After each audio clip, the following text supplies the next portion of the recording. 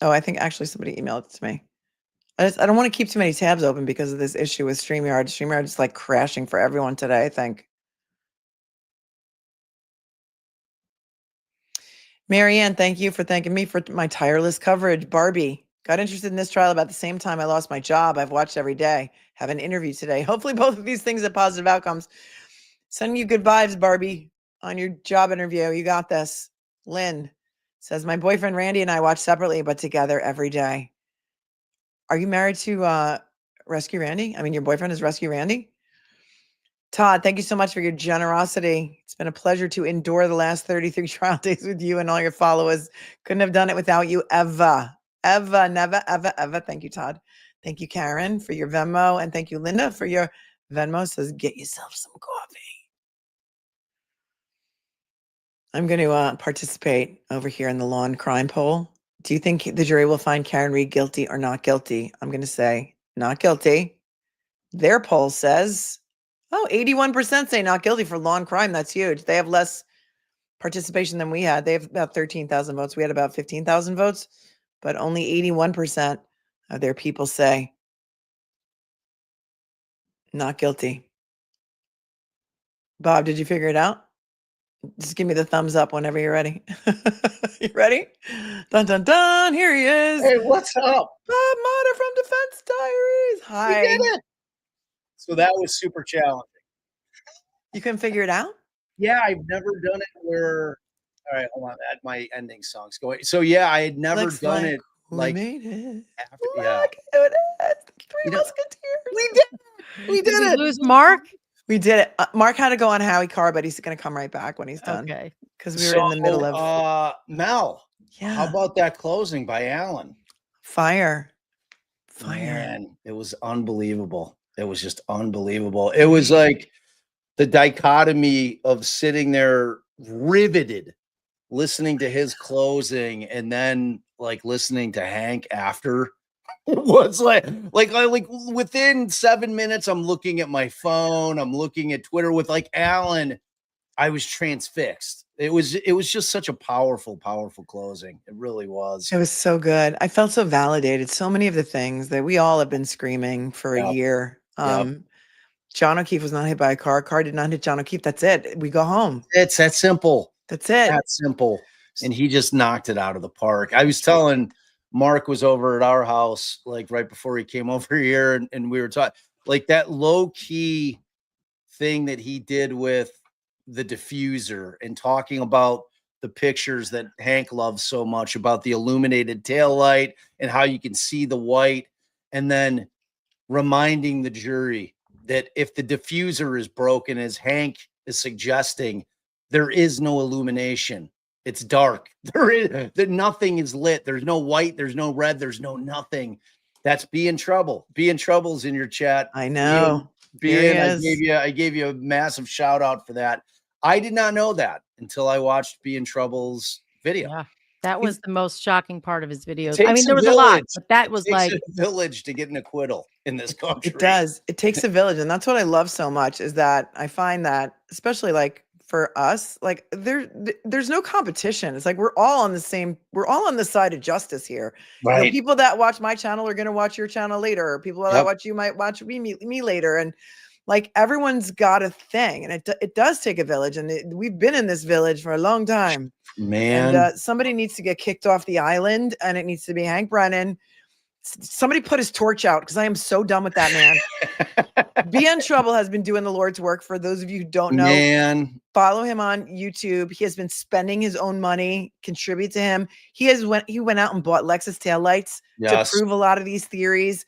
And what I loved so much about his clothing, I mean, he's also dressed very well, but his closing is that he mentioned so many things that I have heard so many other creators and Twitter people, and you know, he pulled from everywhere. And if you think that defense teams are not watching socials, I mean, both sides are watching socials. And how did you like Hank Brennan swiping Alan Jackson's line from season 1? Oh, I called Look the other way. I called that too. I was like, wow. I'm like, he's really pimping Alan's shit right there. I was like, I couldn't believe he did it. Dude, you can't even write your own script? Can't even write your own stuff. That Like, was such a ripoff. You're not even an original, you know? It's like, and the thing about Hank's closing is that at no point in the entire 75 minutes did he ever address the evidence. Nope. It was just a long narrative. It was a narrative filled with supposition in terms of the way the story worked out in his head. And none of it had anything to do with evidence. Now, whether or not he gets one or two jurors back there like, oh yeah, I can see that happening. You know, Karen was pissed, blah, blah, blah. But you're always going to have the science to rebut them back there in deliberation. So, you know, if we do have a juror or two back there that's like, well, you know, I could see a world in which Karen might have done that, you know, not trying to run him over, but, you know, she backs up, she accidentally hits him, you know, whatever the case may be. You still, as long as you have a juror or two or three that's willing to do the work back there and say, all right, I'm going to challenge you. I hear what you're saying. And let's pretend, because those two things don't have to be mutually exclusive. Like all the things that Brennan said, Karen might have been pissed. She could have been angry. All like that all can exist. The fact remains that the evidence, that the science simply does not show that John O'Keefe was struck by a motor vehicle. And that's the beginning and the end of the case. Mm-hmm. All the rest of it is just noise. Yeah. All of it is just noise other than that fact and that fact alone. And to me, that's where it ends right there. The whole argument, period, end of conversation. Yeah. Because if I've got a juror or two or three on the other side of it, I'm asking them, I'm like, change my mind. Tell me something that Hank Brennan didn't tell me, because I sat through the entire trial as you did. I listened to closing arguments, and he never answered the questions that I need to have answered in order for me to find Karen Reed guilty of anything. Right. And I mean, you put it to them like that. What are they going to bring up that the prosecuting attorney couldn't bring up because he just didn't have the evidence to rebut it? He never explained how the taillight was broken. Never explained the injuries to the arm. Never. Totally talk about totally jumped ship on his entire rebuttal case. What does that tell you? Oh man, that was I crazy. mean, yes, he doesn't have to tell us how the accident happened. That's a true statement, but you got to tell us it's effing possible. I'm trying to remember my language on your. All right, we'll just put a disclaimer up there, and the tops are coming off. I mean, no, the tops are not coming off. Hold but, your the words might come out. Yeah, we're the whip 'em foul out Wednesday, language like counterpart to Mel's channel. So like we're gonna try not to, though. We're gonna try to spare our little cupcakes here. Fine. It's gonna be easier for me than Allie. Allie's got a real potty mouth. Me, Well, you know, I like Mel. I'm sure you have told all your viewers, as we did ours, what a huge deal it is to just abandon your rebuttal case as a prosecution. Yeah. I mean, it's your entire gift that you get to go last. It's your last licks. It's like your last licks in baseball or softball. It's like last licks. Everybody You're wants the last home licks. team, right? Right. It's huge. It's huge. And when he and not even like Hartnett or Welcher, but anyone, like you always put somebody on, even if it's not a home run witness, just so you can have the last word. And it's like when he didn't do, I was stunned. Like the sound stunk on that portion of because none of them were using the mics, and that room is not mic'd up properly. So I was having a real hard time. I didn't even hear the defense rest. Like Alex, like defense rested. They didn't rest. No, no, they didn't. He said, I will rest, but not until you rule on this PowerPoint. And so the media ran out of there, and they all were reporting that he rested. He did not rest. I stuck around. We rewound it 10 times. They were all wrong. So he did not rest until the next day. Oh, good. Well, I didn't even hear that. So, and I know that when Alan came back and I don't know if it was this morning. Karen just showed up back to court. They're telling me. What? Karen just rushed into the courthouse is what they said. What? Somebody I have long crime up over here. They're not saying anything. Oh boy. See, I've got Boston 10 in my eyes watching OnlyFans, so nobody worry. Between us all, we will miss nothing. Yeah, we've got it. What? So I Let's don't see think what I Court could. TV has to say for How long have they themselves. been out? 40 minutes? What time? They haven't even been out an hour. A minute, and an hour and 15. Hour and 15. Hour and 15 So, is what, yeah. Babe, are it- you looking at our chat on your while in the comments, or because I think no, I'm only honey, if seeing you're Melanie. if you're looking at, you see that weird little Here, let me pull this symbol? up. Hold on 1 second. Oh, yeah. So those are your comments. I can pull up all the comments. Hang on 1 second. Like ours have like a weird little symbol on it. Okay. I don't know. I think they just, she's going back into the courthouse. Wait, is that her? Karen Reed murder Whoa, the trial. lawyer. What is going on? Not up to Karen Reed to prove she's in it. I'm still What? looking. I'm still seeing OnlyFan. I don't know. Do you think maybe they're showing like old footage of her going into the courthouse, or people saying on Twitter I don't she's know. rushing into the courthouse? I mean, I'm assuming that's a live Maybe there's a jury shot. question. That's it's Jury- like it's got to be that, right? Thanks, kindergarten cop. No, I don't want to put it over Allie's face, but that's okay. It's what we've got to deal with while we decide. I to go through, mean, so it's fine. you think they could come back this quickly with the not guilty that we're waiting for? I mean, If they come back, nothing on the bottom is saying that she's headed back into the courtroom. if they but- come back this quickly, it's Stop the it's captions for a minute. That's impossible. 99.9%. That's impossible. So wait, Right. they said Mike is live streaming out there, young jerk. So I don't know. Don't Young you have jerk his was outside. text directly? So yeah, Mike says that he's outside and that the lawyers are going back in. Wow. All right. I'm still Well, we're watching here for it. OnlyFans. I'm still watching OnlyFans, so don't Hurry. worry. Oh, wait. What happens? Why We can't we go. put like more of us on the screen at one time? I don't understand what's going on here. See, tech wizardry. It happens over at Cupcake World too. Like, who's see, trying Something's to- going on with lawyers are heading back to court. wow, All right, we're watching. We're here for it. wow, holy smokes! If they came back with a verdict this quickly, I'm going to. A question, but again, had there been, Let's hear what we he's would have been saying. informed by our producers on the ground. We would have stopped the clock. So not sure exactly why she's being called back. I know one thing: it cannot be a verdict this It cannot. quick. I don't think so either. But I will say this: the No verdict yet. direction that we had learned earlier from Matt Johnson, who has been there covering it, is that the judge said the jury can go to 5 or 5:30, and it's not yet that late to deliberate. So I also don't expect that it's we're going Well, the home fan's today. up. It could be, but I don't know that it is yet. Yeah, it could be. They're tired. All right, we're going to take a break. When we come back, of course. Oh, they were with them in their breaks. There is no way that Fan is up. they're saying And that I'm we want still to call watching the it fan for the on day. Boston 10. So right here in the background. All right, let me go. Back to. Let's take this down for a minute. So yeah, like Karen definitely just went in. The lawyers definitely went back in. I'll get the fan. Can up on. only be like you guys don't. There's no way the jury's like, yeah, we're just gonna come back Monday. Like we're good. We did it for an hour. I mean, Oh, maybe and- if and if it started heated, it's possible. Well, how are they going to start heated when she said they can't do a straw poll? How Right. do they know to be Suggested. heated? that whole concept. of Well, not she being able to said do she a said I straw- don't recommend that you do. She didn't say you can't. Right. Oh, good. That's I the didn't first hear it. thing that I would do. I'd be like, all right, look, let's go around the table. 100%. Anybody think he was hit by a car?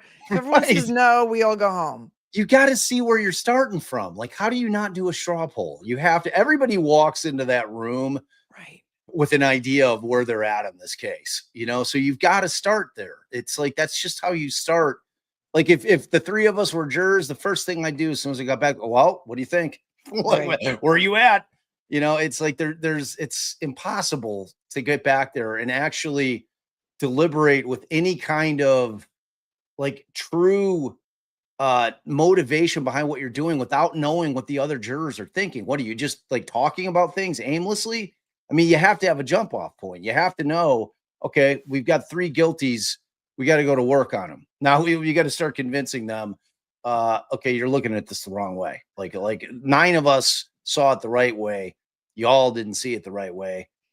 Tell us why you think that she's guilty. We're all ears. Like, tell us something that Hank Brennan didn't tell us because we missed that part apparently. Let us know why you think she's guilty. And then you start there, and then you start the debate, then you try to work them. Yeah, this is fascinating. It's just like this case though, isn't it? It really is. Like everything about this case is insane. It's unlike anything that we've ever seen ever anywhere, you know? I mean, And I'm old, so I 100% watched every second of OJ, and as crazy as that case was, this case is crazier. It just is. It's just like it's been the crazy, and that case was insane. What'd you pull up now, Mel? Is that this is law and crime. A lot of people are saying they're sending the jury home for the day, but I don't know if that's true yet. I'm sure they'll, Wow. if she's going to do it, she's going to do it in open court. well, yeah. What I want to know from you guys, because I'm fascinated by the fact that the defense would ask for a lesser included standalone OUI charge. I am too. And I want to know what your thoughts are on that strategy wise, because to me, it's like, okay, if they want to convict her of something, maybe they'll just throw it out there and just say, okay, somebody thinks she was drunk and so therefore she should be responsible for something. But I just looked it up, and first offense OUI, there's something called Melanie's law, coincidentally or not, and it's up to 2.5 years in jail. Wow. So it's not like it's a no jail time thing. Yeah, I don't know why they did that. So wait, what was, like, I missed that part. Standalone. Just So it's, the defense asked yesterday for a lesser included OUI charge. Just straight up. Standalone, straight up Right. OUI. And when they read the jury instructions, we stopped and we went over it, and we went over it yesterday like 3 times. I'm like, no way. Why would they do that? I had a hard time believing it, so I kept rewinding. And so there is now a way under count number 2 that the least included charge, I guess, is just OUI. Wow. And yeah, I mean, so- typically I would agree with your initial assessment that, like, you're like, okay, if they need to hang their hat on something, like that's the one. baby. and I'm that's sure the they one. did But that with in Karen's. light of- so you're input. telling me in Massachusetts on a straight First- up OUI that there's a max of 2.5 years? That's what Yeah. I was going to say. It's a first offense. Yes. It's Is Judge it Bev. It's Judge Kim Jong Kanoni presiding. Do you think that she's not going to sentence Karen Reed to something? Aiden Carney sat in jail for 60 days for what? Wait, is For it a what? felony? Or is it Well, a I don't know if misdemeanor? she if they're I don't know how she using charged it. right, because if she's double the legal limit, which Right. they said she was triple, it could be felony, but it doesn't sound like that was what they read off, though, right? Mhm. That Well, because they in read off- Illinois they call that an aggravated DUI. We Right. don't use OUI. We use Right. driving so- under the influence versus But operating under the influence. but and that's aggravated if there's an injury as a result of the accident, and or you're 2 times over the legal limit, then they can kick it up to, or say for instance you were driving on a suspended, or you didn't have a valid Right. license. Those are all things that they'll turn it into aggravated, which moves it from a misdemeanor into a felony. I mean, here in Illinois, I don't know what it is in Massachusetts, but if it's a misdemeanor, you can't do over a year. So I don't. Any jail time for her is not good. No, yeah, no jail. You know what I time. mean? I mean, Yeah. I would hate to see her have to serve even one day in jail. 100%. And like you said, I mean, the problem with that is in that type of situation, Kanoni's the one Melanie's doing the laws about sentencing. repeat offenders. Thank you. Yes, I was just going to say in Massachusetts, the first OUI, even if it's a high BAC, is still a misdemeanor. But what does it say with regard to sentencing? Yeah, what is the sentencing? Because the say? statute that I found said up to 2.5 years in jail and $5,000 fine. I mean, like, because no one automatic in Illinois goes to suspension. jail on a first DUI. they can't. I know, but again, so I many things know. are happening in this trial that we've never ever seen happen before anywhere in the world. So there's nothing that I would put past her. Michael Marcy wants her in jail because it will satisfy the Alberts and the McCabe's, and I just don't know. First Yeah. offense up to 2.5 years. First Wow. offense. That's crazy. Yeah, and that's Mel, for you're a exactly misdemeanor? right. I mean, if Yeah, that's what I was it's for a saying. misdemeanor, and that's for the first. They just base it on the number of offense. So for the first offense, there's no minimum, right? For the second, the minimum 60 days, and it's still as high as 2.5 years. Yeah. Wow. Well, Tom Kokinowski is telling me he's an actual defense attorney in actual Massachusetts who got Brian Camp acquitted Says it's not a felony under any circumstance. She would be entitled to a 1-year probation. Maximum is 2.5 years in jail. But yeah, Tom, what do you think about this judge? And Tom, if you want to come on, I'll send you a link. Just Yeah, let me I know. mean, that's the problem, right? Like therein lies the rub that Canoni's the one that would be doing the sentencing. You know what I mean? And who's the man behind the curtain? Who's pulling the strings here? I mean, we've seen Jennifer McCabe's got a bat phone to Michael Morrissey directly, you know? Well, Yeah, one that's a thing I'm scary sure of, proposition. the defense wouldn't have put this forward without talking to Karen, and that she's decided it's worth the risk, that there's a chance she could get the 2.5 or she could do some actual jail time. I mean, is it because the appeal on that would be like an easy overturn on appeal? And so that's why they're tossing it in, because they know they can beat it on appeal. But still, I just feel like can they beat it if they asked for it? Right, exactly. I'm not sure if they waive their objection to that by asking for it. Dang, that's crazy. I'd have to think about that, but it's definitely a potential issue. But you would think the only reason, as you guys kind of both mentioned, is that they're concerned that the jurors. Mark is back. Hey, there he is. Hey, Again. what's up? So they're going back into the courthouse, Mark. What do you think of that, buddy? Like what is happening right now? They're going back? They're going, yeah. They like that's a fast note. If that's a verdict, then that is stunning, and what a repudiation. It can't be a verdict. Some people are saying maybe they're going home already. And I said the only reason they'd go home is if they're fighting. Or the judge wants to beat traffic to the Cape. Friday summer traffic to the Cape is from the South. Friday. It is Friday. It is summer Fridays. It's crab walk Fridays. But after a month and some change of trial, like you're really only going to do like an hour of like what, babe? We were streaming a trial recently wherein they went back for a very short. Oh, you know what? It was Richard Allen's trial. So it was a Friday, and I think it was the first day, and they came back, and it turned out that they were heated. So it started off hot, and they were like, you know what? Like we went back there. It was a very short period of time like this, and they're like, our preference is to just take a weekend, let cooler heads prevail, and then come back and try to do this like fresh on Monday. I mean, maybe they did do a straw poll. Maybe there's some kind of divide, and it got crazy because we know from the first trial that there was some battling going on in that deliberation room between the jurors. Like the people are dug into their sides on this thing, and I think if we look at the outside world, it's mirroring what's going on in that jury room. And if you've got anybody on one side or the other, they're going to be dug in, that's why I always have the fear of the mistrial, because it's just like people are never changing their minds on this case. Right. Ever, I mean, they're securing everything. The comments Mel's shooting up real quick is that there's a high police force out there and they're securing everything. I don't know. I mean, we all jump to conclusions, right? Yeah, that does speak to, could there be a possible verdict, or that the jurors are just so upset that they're in there fighting that they want extra security on the way out. I mean, I don't know. It could be that too. I feel, who I feel like right now? Hank Brennan, just making shit up. Like we're just literally trying to make some shit up and figure out what's going on. This is what happened. One of your mods is named Pokemom, and I'm wondering if she made the connection between Guzma and, when they were asking about the Glasgow coma score, and he said, do you know about the Guzma coma score? And Guzma is a Pokemon.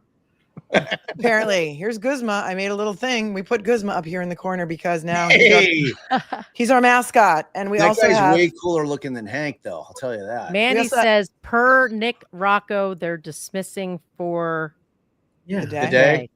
Wow. I mean, people need to chill. Obviously, there's no verdict at like an hour. Can't be a verdict. Can't be a verdict anymore. Oh, and it's also, this is so classic. This court. We're going to keep you here to 5 or 5:30. They don't end up, you start an hour and a half late today. We're going to come in at 8:30. They don't start till 10. They're deliberating less than an hour and 45 minutes. And of course, naturally, before 4:30, we're gonna, call a lid and go home and go to the Cape. I mean, this is just vintage how this case has been for this. I find this funny, actually. Yeah. Isn't there also a Flag Day parade today? There's a Flag Day parade. Oh, I want to miss that. Oh, tomorrow is Flag Day, isn't it? So, hey, I mean, and they're in Norfolk. It's drinking time. It's like it's 4:30. It's time to start the weekend. Time to break out some White Claws. You didn't hear any White Claws this trial because there were no witnesses. Right. Yeah. So what we were talking about before you came on, Mark, was the decision to put the standalone OUI charge and why the defense would have done that. Your thoughts? So I don't like it. I totally understand why they're doing it. I know Mel and I started talking about this right before I jumped off. I assume what they're thinking is the last time, apparently 9 people thought there was some sufficient evidence of intoxicated and something could have happened as a result of that. And this way, if they find her intoxicated, but you still find there's no accident, they don't have that problem. And if you shove them to the misdemeanor, she's walking out on the real charges. I just hate it because if she gets convicted of a misdemeanor DWI at 3 years for, all these millions of dollars of expenses, it's even more pathetic. Oh, here they're back. Okay, I'm going to send you home. You're working hard. It's been a long day for us. We appreciate everything you've done today. I do have to tell you those same cautions. Please do not discuss this case with anyone. Don't do any independent research or investigation into the case. If you happen to see, hear, or read anything about the case, please disregard it and let us know. Do not talk to anyone, and that includes each other. So when you walk out the deliberation door, you have to stop talking about this case. Even when you come into the courtroom, don't mutter anything to each other, certainly not on the ride or anything like that. So it's very important that you It's heated. that, and you It's gotta cannot, be. even if you get here before you're called into court on Monday, you can't discuss the case then either. And that goes for the alternates as well. So we really appreciate that. Watch your social media use and the papers and the news. Stay away from all of that. Yeah, good luck with that. See you Monday She put morning. lipstick on. Okay, I just want to point out she put lipstick on. She's all She gussied thought- up. She thought there was going to be a thing. She thought this was going to be the clip seen around the world. Let's see if she Yeah. talks. She's got the little Yeti cooler with her White Claws in there, ready for action. Since now there's nothing She to talks to the do, lawyers. they're going home. Do you want to hear a funny, trial story? With Oh wait, Judge- hold on. Let's see if she has anything to say to the lawyers.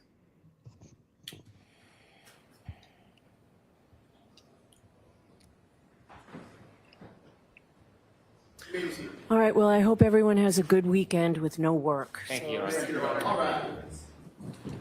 Not median. Yeah. Thanks. Thanks, Bev. Thanks for nothing. Enjoy your weekend, ma'am. Funny story Like, time. really? Okay, wait, hold on. Let me invite our another member to the panel. We have another member to the panel. Welcome, Massachusetts criminal defense attorney Tom Kokinowski, everyone. Say hi to Tom. Hello? Oh, wow. I'm not lit, am I? I mean, comparatively. Yeah. Tom Well, Kokinowski, we watched him try a case in, what county was that, where Brian Camp was? that would be Hampshire County, Massachusetts. Yeah, Brian Camp was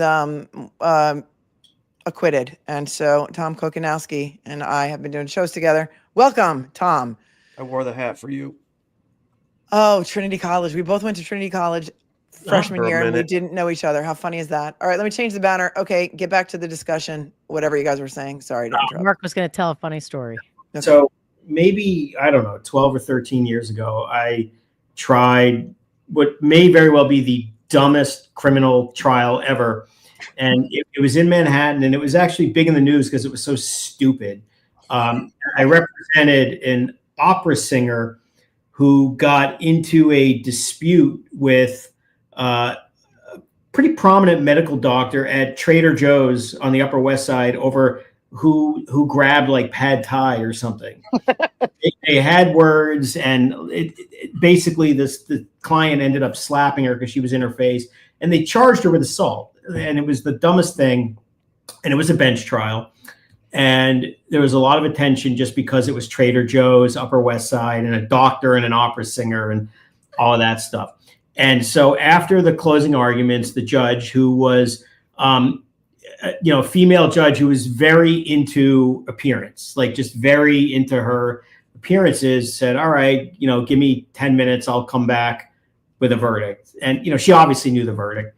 And she comes back 10 minutes later, and she went from just normal looking judge on a Monday thing. And she was just like, what do you call it? Like glow Gussied up? up? She glow. got Should I glow up? all gussied up to deliver the verdict to all the things. And I'm laughing only because when you said Canoni put on the lipstick, the big thing, it was one of that. It was an acquittal, of course. And, it was a self-defense slap, and nobody gave a shit anyway. But anyway, it reminded me of that. It was the right call to do a bench on that, though. Oh, totally. Yeah. No, I know there's other stories, but I won't, from that same trial, I won't bore you with. It's Usually, if the jurors come in and they're dressed up, that it's verdict day because they're dressed up for the press. So we'll see. We'll see if they come in all dressed up on Monday. Thoughts? Yeah. I mean, I think they're probably Heated. I think they did a straw poll, and I think there was probably some heated debate taking place. And if they know they're only going till 5:30 and they're not going to be able to make any headway in terms of that amount of time, that small amount of time, I would tend to think that probably the foreperson's like, look, let's all just chill and let's just come back Monday. We'll start fresh. And So as much as I want to think they're heated, what do you think about the alternate possibility that they're all like, this seems like bullshit, and they don't think they've got that much to talk about, and they just want to call it a night for that? I mean, is that also a possibility? Yeah. I mean, to me, I think if they realize they're not going to reach a verdict in the next hour, it's Friday, it's summer. What's the difference whether we do that Monday morning? I'd rather go home. We've been here for 2 months, a couple days off. I don't read into it at all. I don't. It's normal. I mean, I don't know why she gave it to them on a Friday afternoon to begin with. I hate Friday. I hate Friday afternoons going to jury. Initially, it's like your fear, your greatest fear, especially on the defense side of it, is that they're going to go back and mail it in because they want to be done, especially after a long trial. That's always what I'm worried about. That they're going to come back just to I don't want to come back Monday. I want to be done with this shit. But this case is different. I think that, and I always find that jurors really take that civic duty, which is the most important civic duty that we as citizens have. They take it seriously, no matter how big or small the case is. That they, I think the weight of it is felt by them, and I think that typically, it's not to say that it doesn't happen, but most of the times I feel pretty comfortable that the jury is going to go back there and do the job. Yeah, they're just happy right now that thank God I'm one of the 12, because I feel sorry for those 6 poor bastards. Oh, man. After 2 months to sit there and do nothing potentially. So I missed it. How did she select who was going back and who was it? Was it the ball thing? Wheeled it out, yeah. That's how but she picked the foreperson just by chair number 1. Yeah, we have Tom here. So Tom is our wealth of knowledge as a criminal defense attorney in Massachusetts for how many years now, Tom? Defending DUIs and everything else in the state. So Tom, you're muted. Tom, you're muted. It's because I was coughing. I'm getting over a sickness. I was doing the same, so I muted myself. Yeah, no pressure. Wealth of knowledge. tell About me, a minute as a prosecutor and 30 years as a criminal defense lawyer in Massachusetts, and you do a lot of DUIs, right? Oh yeah. So, and you pick a lot of juries and you try a lot of cases. Yep. Is it typical the way that the Judge Canoni is doing it? Is that what is typically done with regard to choosing the foreperson, choosing the alternates? Yes. So she chooses the foreperson based on whatever she wants before the alternates are chosen. That's the first time I've seen that. It's usually after alternates. I don't know that I've ever had a trial where the foreperson was chosen, but that means that she has somebody in mind as the foreperson and does not want them chosen as an alternate. So That is That's what it the seems like. clear control on her part. And That so, scares the shit out of me, Tom. yeah. Well, Wait, can I understand? So Massachusetts procedure is literally the judge just decides, in whatever reason I want, you are foreperson. yep. But this is the first time you've ever seen it done before the randomizing of the alternator. It is Alternates. in my experience. I saw that happen, and it's interesting that I see everybody's reaction to all this Funny. stuff. I That's mean, That's crazy. crazy. But yeah, it's the first time. That's the first time I've seen that. I think. in New York, which is of course not known for the bastion of sanity and legal procedure and process, but I think at this point, compared to what we're seeing now, it is. They have this old-fashioned concept that when you do jury selection, juror number 1, guess what? You're the fourth. And then after you get to 12, depending on how many others, you guys are the alternates. And we all know it in advance. And there's none of this stuff. And there's no risk of any of this. It's predetermined before, they're even sworn. I mean, I mean, obviously, you see the jury question. The judge sees the jury questionnaires. They did whatever type. Did they do individual? They didn't do. Did one at a time at the bench. Yeah. I mean, she knows. Everybody knows who everybody is, and she's keeping an eye on, as everybody else is, what juror is doing what. I mean, I've been listening to somebody taking no notes and somebody taking 5 notepads full of notes who got chosen as an alternate and all that kind of stuff. So I just want to highlight. What do we know about? But there's also selected as foreperson. Do we know any? Do we have any deets? Do we? Yeah, have he's the one who took no notes. Yeah, that's what I heard. Guy. But I don't know. I was on a bike ride when I was listening to the jury instructions, so I don't know if I remember hearing this. The foreperson is told your only job is to basically you're a scrivener. Right. You write down what the verdict is. Your vote does not count any more than anybody else's, and you knock on the door. You're the person who writes. You're the person who knocks on the door. You don't have any power over anybody. That's it. And she did give that. She did say you're equal. Yeah. Your voice is equal. You've got no more, power. Question about. I'm sorry. Go ahead. Let you finish first, and then I'll jump in. I've never been concerned about who's been chosen as the foreperson in many, many trials that I have done, Superior Court and District Court. That's never mattered to me because, I also know who each person is. And as long as that instruction is in there, and by the way, some of you are talking about they're in there duking it out and stuff. I don't think that's what's happening right now. I'll give you my opinion if you want, but people in the juries normally don't I don't care if you're the foreperson or not, I'm going to have my say.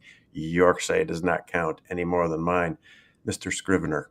So I think they just went through however many weeks of a trial. They're getting to talk about the case for the first time. They just were put through however long Hank's closing was. I had a hard time. I was on my bike ride on that, and I put Van Halen's Greatest Hits on instead of listening to Hank. And I heard Bob talking about how old he is. I'm pretty sure I'm older. I just think that they see who they are. They talk about what's going on, and however many documents and pieces of evidence are rolled in for them to consider, and they're looking at the clock, and they're probably thinking about having a beer or dinner or whatever. I think they're just like, I think we're just coming back on Monday.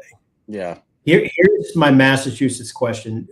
Is it normal in jury selection in a case like this?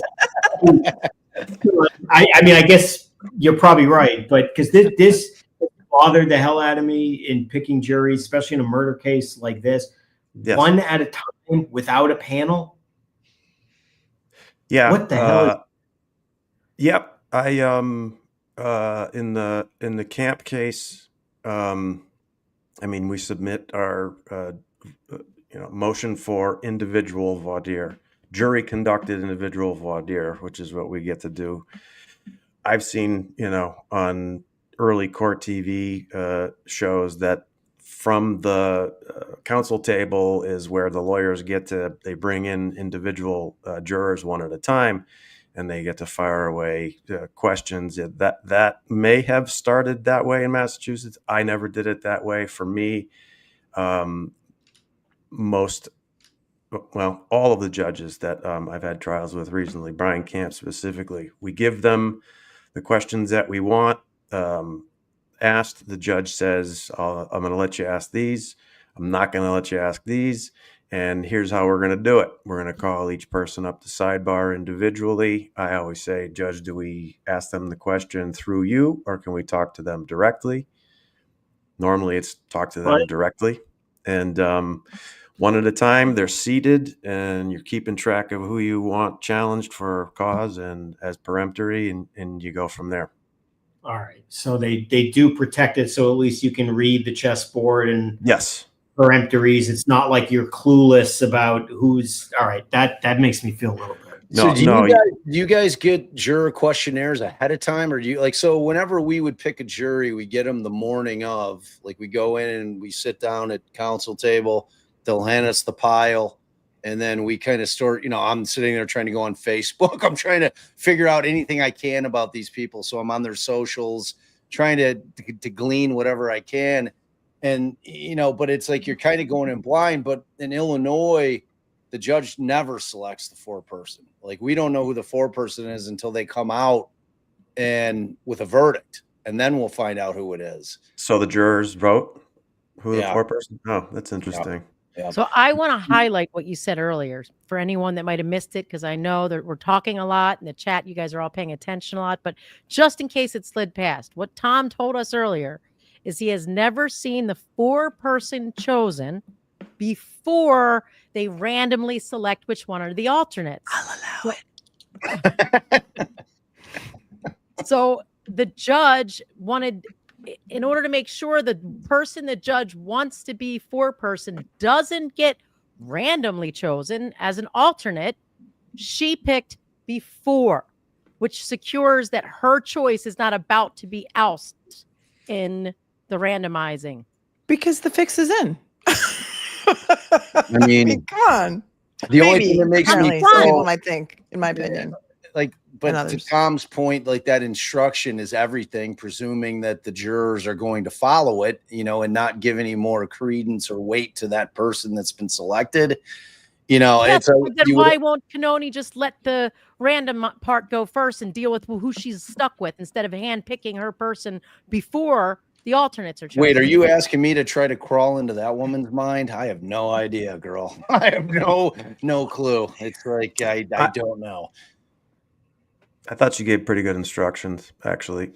I don't, and again, I understand the concept of the fixes in and stuff. I just don't think it is. Tom, it was a joke. Yeah, it's in jest. Get me in trouble. Here's one thing that did change from season 1 to season 2. This season, she did instruct the jury that you can fill out each verdict slip individually. And so if you come to a consensus on count 1, you can fill out the slip. Last time she said, do not fill out any of the slips until you have reached a consensus on all 3 counts. And she did change it this year. And that makes me feel a little bit better. Well, that is today's instruction on that, and the individual filling out for each verdict. That's normal. That sounded normal to me. That sounded fine. And then again, I wasn't around for season 1, but I know that there was, when I started getting involved was when the verdict came. It was a hung jury, but there are a couple of actual verdicts, if I'm not mistaken, on like the big ones. Yeah. And that's why I went all the way on Double Jeopardy, because the jury was told, wait a second. She said, don't fill out any of the slips, but we really did acquit on count 1 and count 3. But you said, don't fill out any of the slips until we agree on everything. And I agree. I think it's a good move. And I think that they were spooked. And actually, my question for you guys is the former juror turned defense lawyer still like in the courtroom? Victoria? I don't know. I haven't seen her in the room. I'll bet you she had something to do with the OUI. hang on 1 second because I came so prepared that my battery's about to die. Let me get my power cord. All right. So I was Cameron, my daughter came in and talked to me a minute during the closing. And at the end, I mean, during the instructions, I kept saying, did she make it crystal clear? She said she was going to make it crystal clear. And I wasn't sure. I didn't think she gave that instruction. Like, okay, you can sign if you come to a consensus on one, you can sign it and that one's good to go, whether or not you come to it. So she did, you think, make it crystal clear or just better clear, just more clear? Mel.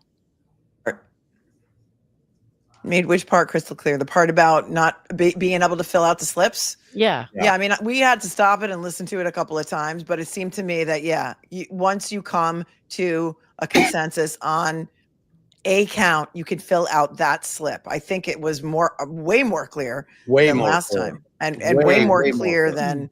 But again, I don't like the way she says, I'm going to give you a copy of these instructions to bring back in the room with you, but I'm also going to tell you things verbally. And so whatever I tell you verbally is going to overrule whatever I send back with you in writing, which I don't like either. But listen, how many decades of experience do we have combined here? And if we're having trouble with these instructions, how do you think 12 people who don't do this every day feel? Well, that's what I was saying when Mark and I don't think Allie was on, I pulled up the verdict slip, and I mean, count 2 is like kind of a tiny nightmare. You know, it's just got, at least she put the not guilty option.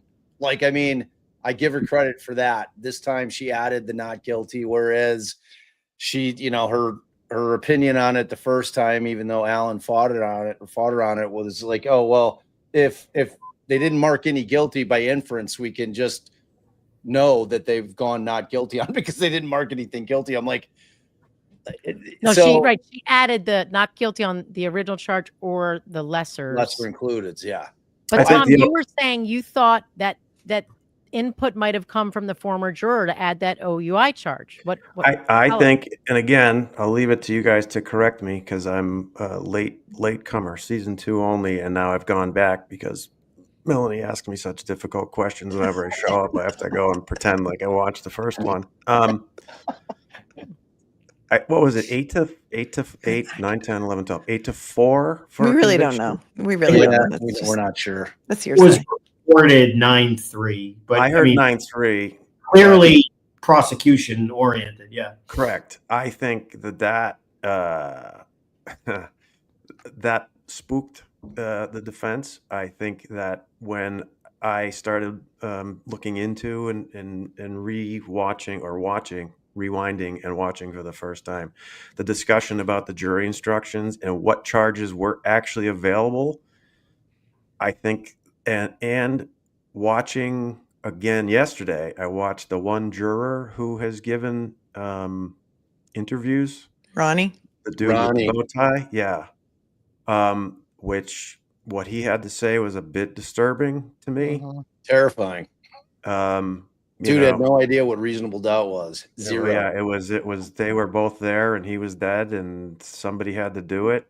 Is kind of how I think that with that and maybe with some input from the juror turned lawyer about how the deliberations went, I think that if they're I think Mark, you were saying that or you said it, if they're looking for something to hang their hat on, it's a nice off ramp. If that's let it be a first offense OUI, which the statute says that you are shall be entitled to probation.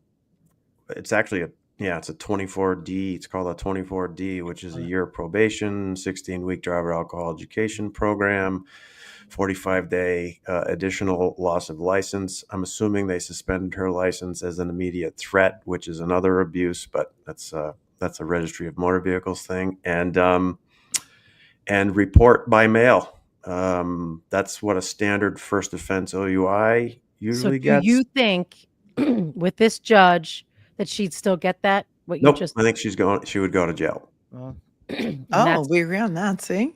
I think so too. I think they're looking for any reason, and that's why I think this is so risky. Yep. Oh, it is And there is apparently a subsection in the Massachusetts statute, which is called the Karen Reed section. If she's convicted, clearly she should go to jail. The thing that, I mean, Tom, we agree about why they did it. I don't agree with it for the simple reason this time, the way they tried the case was much more reasonable doubt based on the charges. Thank God. Less what I call, or I've said, like Clue, the whole Colonel Mustard did it with the candlestick in the kitchen, that the first time that it was kind of like, Brian Higgins with the weight bench in the basement, you win. Right. So to me, they tried the case so much better, so much more effectively. And I thought the summation today was outstanding. Really good. I hate that they took that off ramp or gave it to them, because the idea that she could be acquitted of everything, in a very simple analysis too, there either was proof beyond a reasonable doubt of a pedestrian vehicle strike or not. And if there's not, out she goes. Like, this is simple, clear cut.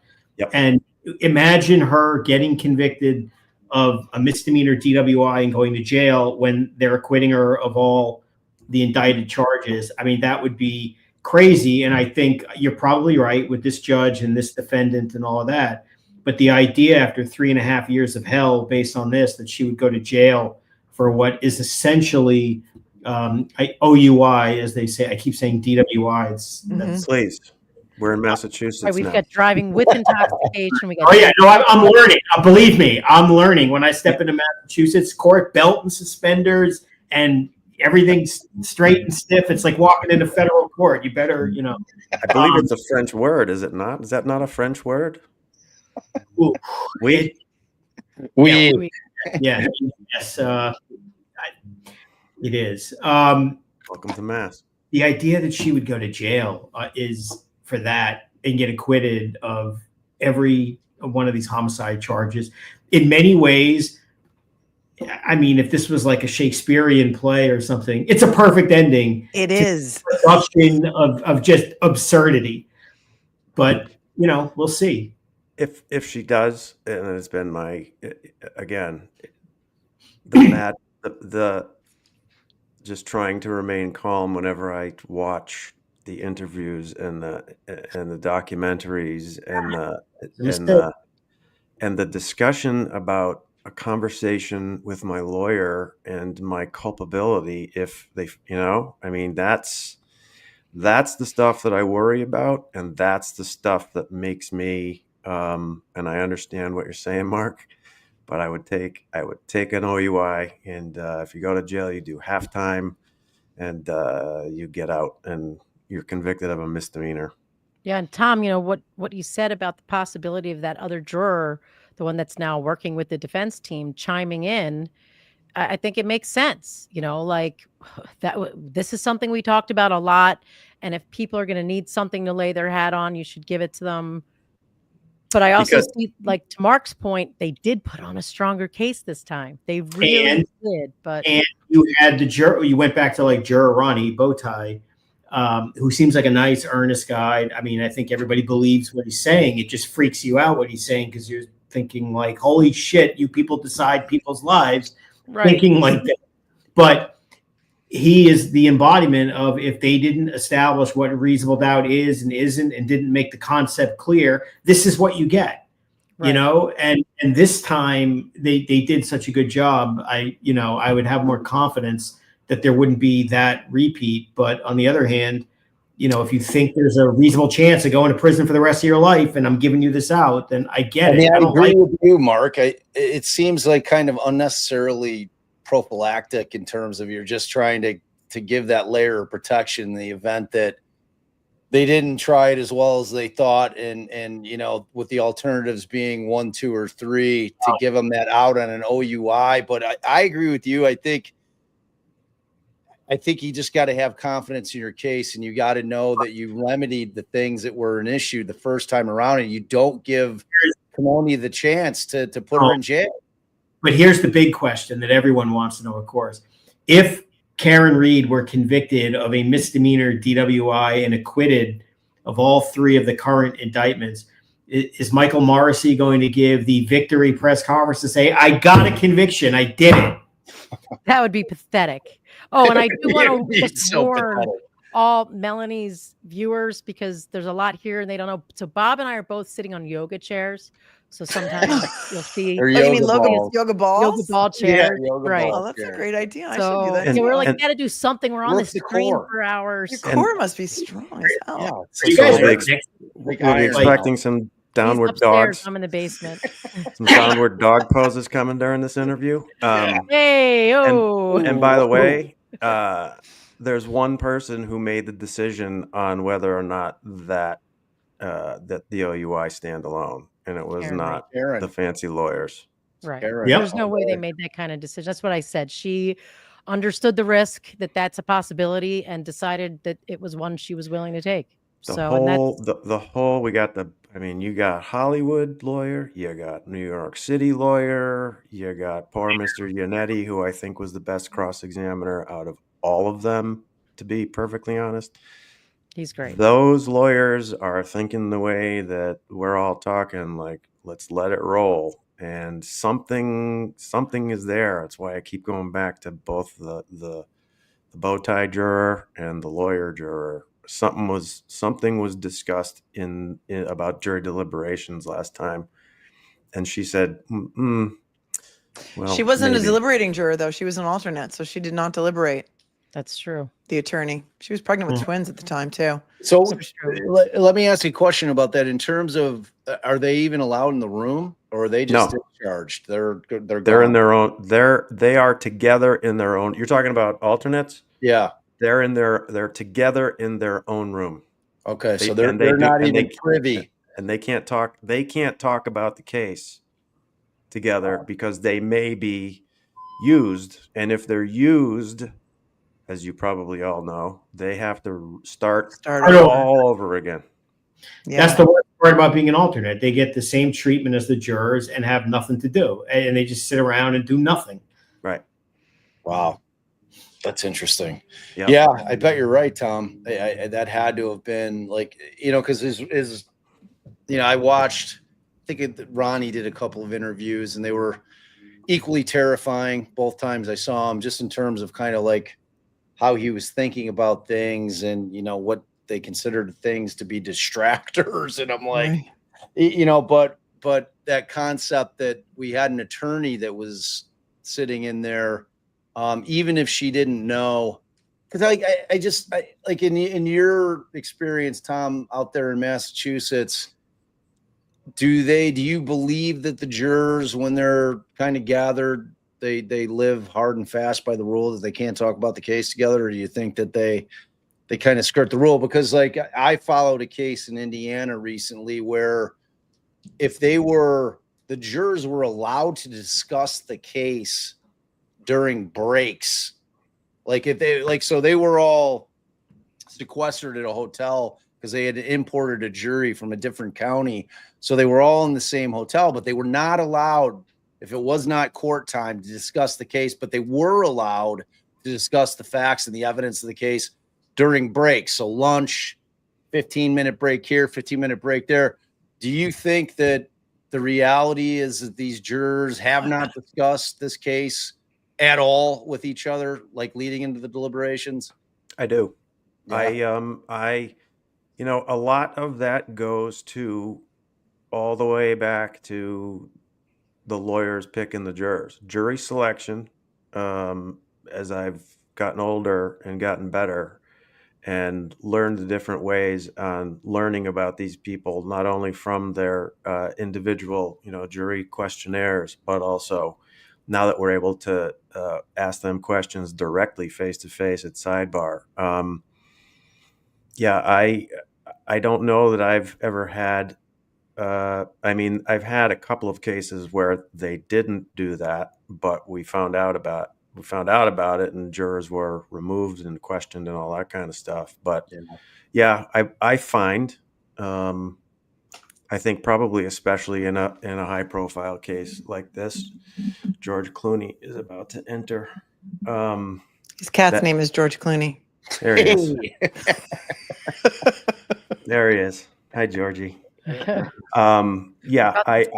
believe that they follow the judge's orders. All right.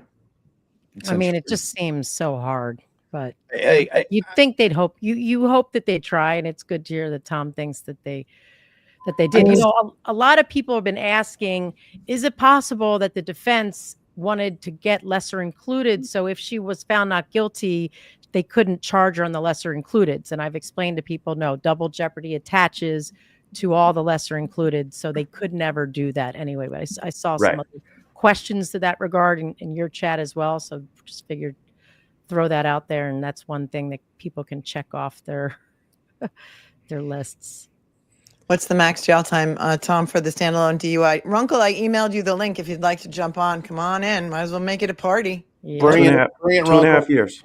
2.5 years. years to the House of Correction. That's a misdemeanor. In Massachusetts, anything that is punishable by incarceration, 2.5 years or less is a misdemeanor. It's a year in Illinois. Illinois. 2.5, more than 2.5 years is a felony. And OUIs begin to be felonies at second, third? No, third. Man. You have to rewrite the law school dictionary books. It used to be in the old days, you know, more than a year was a felony. Universal. Wow. Y'all got some old timey shit there in Massachusetts, man. It's like 2.5 years on a misdemeanor DUI, OUI. That is harsh. That is harsh. Yeah. But especially for, you know, a state that seems to really enjoy their drinking. I mean, if we're talking about Norfolk County, it seems like they all drink, like constantly. You know, I think all counties. Yeah. The 13 flags question does out on bail doesn't give you any time served, I take it? No. Okay.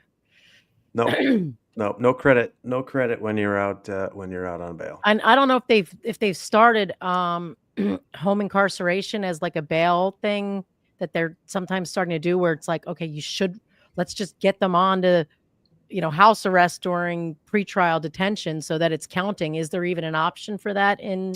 Yeah, not house arrest, house of correction arrest, if that's what you're talking about. Yeah, I mean, I've had a couple of clients that. Ian, give me the thumbs up when you're ready. A couple of clients that. It's a party now. Hey! What's up, Ian? Oh, well, they're like, do you want to wait till you separate to get Runkle on? I was like, well, let me throw it at Mel. And we're like, all right, let's do it. Wow, there's a lot of lawyers in one room. A lot of I lawyers. saw this and I was like, I gotta try to hop in. It's gone international. It's not international. We're glad you're here, Ian. We're glad you're here. Ian, so thoughts. What did you think of the closings? I mean, I'm probably going to disagree with a lot of people in that I think that Brennan had a good close from a specific perspective. And the specific perspective is, I don't think he's playing for a win. I think he's playing for a draw. I think what he's doing is he's hoping that there's somebody on the panel who is feeling guilt. And I think what he's doing is just emotionally loading the hell out of that juror, like those jurors, to try to get them to just not listen to anybody in the room and just to not budge. And he's like, I need you to hold on for me. And I think that's what he's playing for. Why? So, because I think hung is better than not guilty. It is, but so what? Is he just fleecing the taxpayers of $1 million? I mean, why do this and say, let's go for a hung jury? I mean, he wants another $1 million. He's not, I don't think he's going to get it. No, that's another question. If it he had a was really bad trial, him to try it again. It's a political. No, but Runkle's point is he saw his own case. That's what you're saying, right, Runkle? And he had a bad trial. Like, he had several witnesses who came out who just fell apart. He took runs at defense experts that he was hoping to land something on, and it went badly. I think he's hoping that A, he can run them out of money, and B, that I think he's happier for his own reputation if he's like, well, we got another hung jury versus. Well, it falls in line with what you were saying, Mark, on him giving up on the rebuttal. If he saw the writing on the wall and he covering his own ass. Well, part of what his own ass is that that's exactly right. Covering his own ass. He got his hand caught in the cookie jar on two critical issues that were going to come out on rebuttal. and this is my opinion, I'm entitled to it. I think he created Convinced me. He created, in essence, a conflict of interest because he, at that point, was thinking about himself and his potential. I mean, what would Welcher say? That I lied about the x-rays? No, you never gave me the x-rays. And the same thing with the cut hoodie with Hartnett and all of that. We talked about it in pretrial discussions. But so then that would also lean towards what Runkle's saying, that he's just hoping for because he can see that it could go really strongly not guilty. So he's just praying at this point for a hung jury. But there's political consequences. I don't know if the taxpayers and the community have the stomach for a third one. There's going to be an election for DA. What if there's a hung jury? It comes out 10-2, 11-1 to acquit. People are going to just bury him with this. Look, it's very scandalous, not just what he's doing. He's paying $1 million to a ringer without a conflict of interest. I think that's very important. His own DAs are sitting at the table. That's a waste of money. You have prosecutors. He paid these experts who are basically hired whores of the worst kind. They're the classic experts for hire to say whatever you want, and they were humiliated to the point he didn't even mention them really in the summation when they were supposed to be the ones who bring it home. I don't think they're giving him another go at this. And I don't know that the taxpayers are giving anyone a go at this. So if he gets a hung jury, what's he going to do? Just laugh to the bank with his $1 million? I don't know. That's exactly. I think that's exactly what he does. Yeah, he just walks away and says, I didn't lose. Right. They just decided not to do it again. He doesn't I've care. never laughed to a bank. It paid me $1 million to get a misdemeanor DWI to bring it back. All right. Well, Yeah, that's and what I'm he saying. didn't take this case on contingency. No. He's billing at $250 an hour. The longer he drags it out, the more he gets You paid. have that as a conviction in your stats for marketing. Yes, I tried a murder case and got a misdemeanor DWI, so that's a conviction. $400,000 for experts. Yeah, it might be the most expensive misdemeanor OUI in the history of time.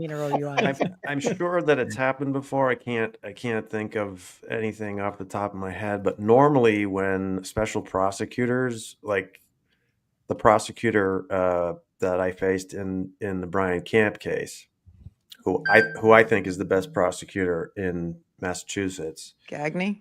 Yep, is they needed it for whatever reason out here on the Cape. I live on Cape Cod. He's in Western Massachusetts. Gagney is, but he's friends with this prosecutor, this new district attorney. The district attorney went out and got a prosecutor from another district attorney's office from Western Mass to come out here and be a special prosecutor. Also, another guy that I've tried cases against from Northampton is out here on Cape Cod for whatever the reason is. I guess the only thing I can see is that combination of why this happened is, and maybe you guys know more than I. Tell Uncivil I texted it to him. Does he need me to send him an engraved invitation? Like I texted it to him 7 a long time ago, actually. How many seats do we have at the table? I mean, can you? I think we can put 10 people on here at a time. It's like the olden days. I was not a law tuber in the olden days, but I hear that you guys used to go on during like Rittenhouse and Johnny Depp with like 10 lawyers at a time, right? That's party time, baby. It That's was a party bit crazy. I wasn't there. It was before my time. Were you there? Runkle, you were there, right? Yeah, I was there. Runkle, he's the OG. He's the OG. Yeah. He's the OG. Well, that's a terrifying thought, but Runkle. All right. So, what about Jackson's closing? What did you think? I thought it was one of the strongest closings I've ever seen, if not the strongest. The criticism, I had some criticism of him at the first trial, and the main criticism was, where's reasonable doubt? Like, where's that? And we see that come up front and center. About my only sort of critique I might make is I thought he spent a little bit too long on Higgins. But other than that, it was like, I was sitting there going, I need to take notes, not just on what he's doing, but how he's doing it, so that I can try to incorporate some of this the next time I have to. I love his little really whisper move. Like, he'll say something and then he'll be like, I can't remember what he did it on, but he was whispered. Yeah, he had a lot of those moments where, you know, those are all contrived, but they're fabulous. Man, you know, it's like I loved it. I loved it. Because, you know, I was always a pretty effusive closing guy, you know, so it's like I just, you know, and I could be animated, but it was so well paced, man. And I felt like he nailed a lot of things. And it's interesting, Ian, Tom didn't watch trial Party number now. one. Hey! I also texted Andrea the link as well. So if we get Andrea, we'll have an even 8 on here, which I think would be a good number. An 8 So pack. I texted Andrea. She's probably still alive because she goes for like 6 hours after answering every single question. But hopefully she'll see it. She's a real trooper. But I thought it was interesting because Tom didn't watch trial number one. And Tom, you know, my opinion on we covered trial number one, and I was not a fan of the conspiracy stuff. I thought that this case was always about the science. I thought that you needed to be able to lean into that completely. Granted, they were limited in terms of what they were able to produce in terms of ARCA. They had to only stick with what testing they had done prior to. They didn't have the advantage of being able to have them go back and do all the stuff that we saw in this trial. So I guess from that perspective, they felt more comfortable saying, all right, like this time we can completely lean into it. But I mean, I think Mark would probably I think you needed somebody to be able to point the finger at, because John died somehow. I loved the Higgins thing, and let me tell you why. It wasn't so much blaming him for the murder. At the same time, you know, maybe he did it. But what they did was they tethered it to Proctor and not doing the investigation. So instead of making it, you know, a third-party culprit, which they weren't even allowed to do and didn't really introduce any evidence, probably smartly by over-committing, but they got it all out about all the suspicious behavior Higgins did, certainly gave him a reason, a possibility, a motive, whatever you want to call it, but then they blamed it on Proctor, not even looking. So, I mean, I actually thought he handled the Higgins stuff very well. He got 2 price of 1, the way I saw it. Before I chime in, I'll let Uncivil Law give his thoughts here on the closings. I thought I didn't really personally care for the Higgins stuff, so I found it a little weak and off point. I think that the defense was wise this time around to really just focus on reasonable doubt, as opposed to last time with the you know, Karen Reed was framed and sort of perhaps unintentionally shifting the burden onto themselves. Yep. So I didn't really care for that, and I found the information that they used to sort of suggest it's kind of weak didn't really justify the ask for my money. But I also felt just the way he started initially was perhaps not quite on his game, just in his cadence and tone. It was a little not quite optimal, AJ.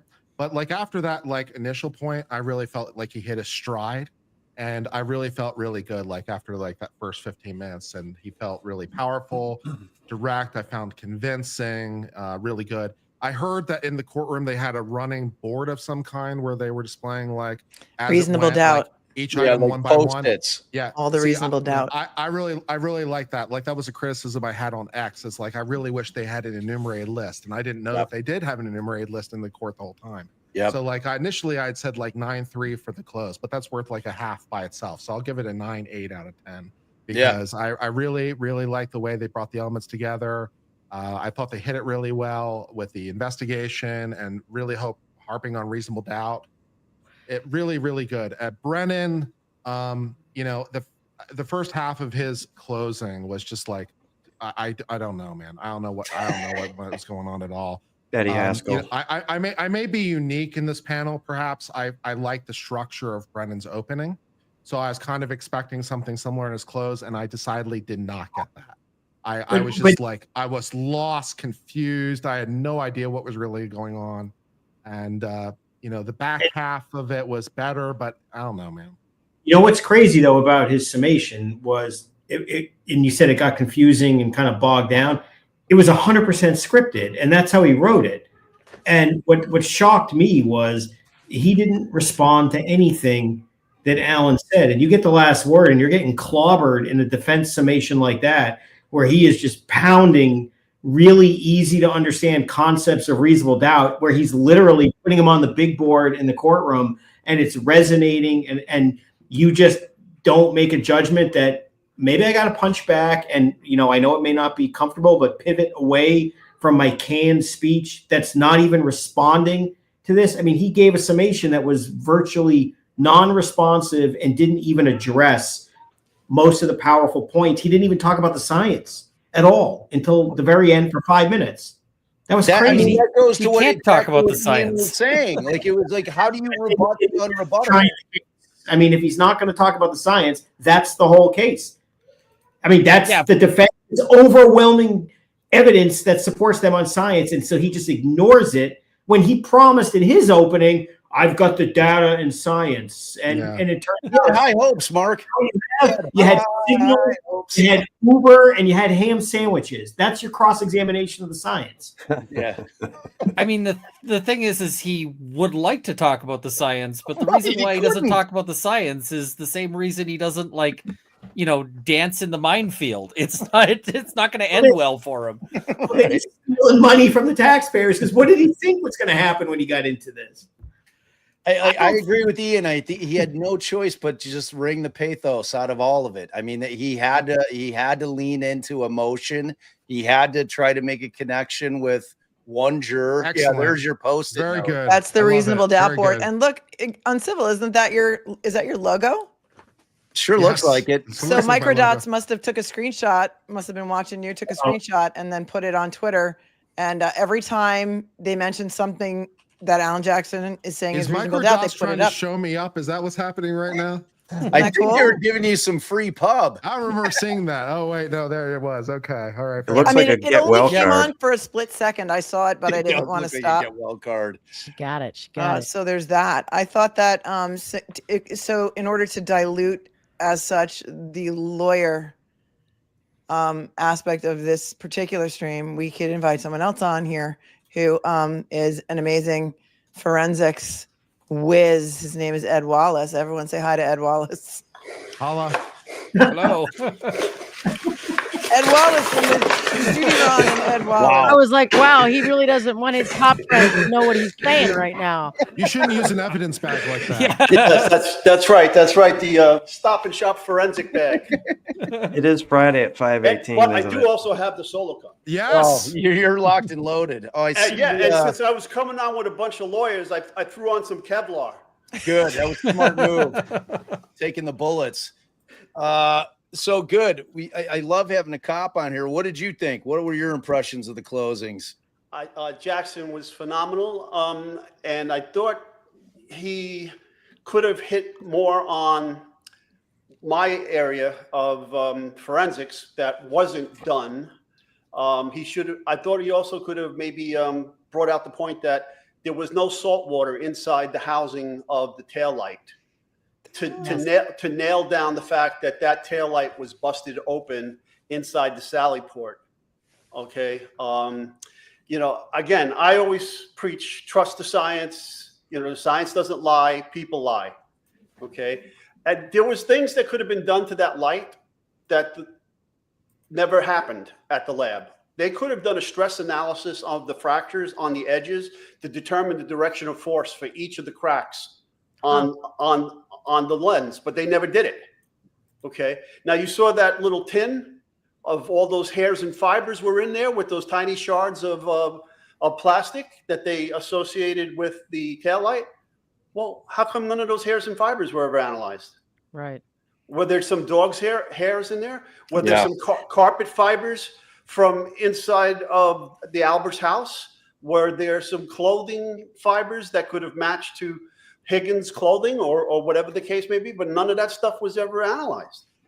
Right. Let me ask all of you this. So when they were showing that little tin, and they kept talking, were we looking at the tin where it was closed, or were we looking at the tin where we were supposed to be able to see with the naked eye those fragments and fibers? I never understood if I was looking because you could see the lighting on the tin, right? Right. Were the pieces, were we supposed to be able to see those? Were they there visible, or was that a closed tin? They did show another photo with the tin open and the contents inside of it. Okay, so that was a closed tin. Right. All right. I wasn't sure about it. It was just hard to see the the evidence in the case because it was about the size of Brennan's Careful, evidence. careful. And I'm being very careful. I thought Jackson overall did a phenomenal job. I'm not a fan of Brennan. I thought he was horrible. I thought he stretched the truth a bit on yes, during his closing, he took liberty with the truth about what was actually testified to. And what about his attack on the officer? I'm gonna get his name. Barrows. Yes. What'd you think about that? I was like shocked. The one honest cop in the whole bunch, and that's the guy you attack.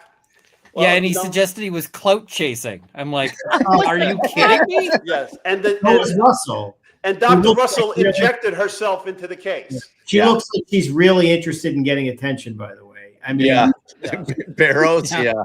I mean, she's almost. But no, and Russell, you think? Russell. I mean, she Russell, yeah. Comes off as like a hermit who just, look, she's a talented medical doctor, read about something. It didn't make sense. She's in LA. She calls someone in the DA's office who knows the trial lawyer. It's weird, but that doesn't, I mean, that makes parachuted in. She parachuted into the case. Remember he said that about her? All his cross-examinations of these really strong witnesses were all just sheer pettiness. Nothing to do with the case, just petulance and pettiness. So I did have some things that I thought that I wished Alan Jackson would have mentioned. Like when he talked about the time and the timing to remind people about she still had to arrive at One Meadows. And I didn't hear him mention that. The drive to One Meadows just destroying the timeline.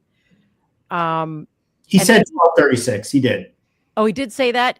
He didn't connect it necessarily, which I think is more to your point, but he did say that her car hit the Meadows Wi-Fi at 12:36. All right. And the key cycles, he made good points on those key cycles and asking the experts if you have why didn't Brennan do that? If that was his whole thing, was he so scared of Burgess?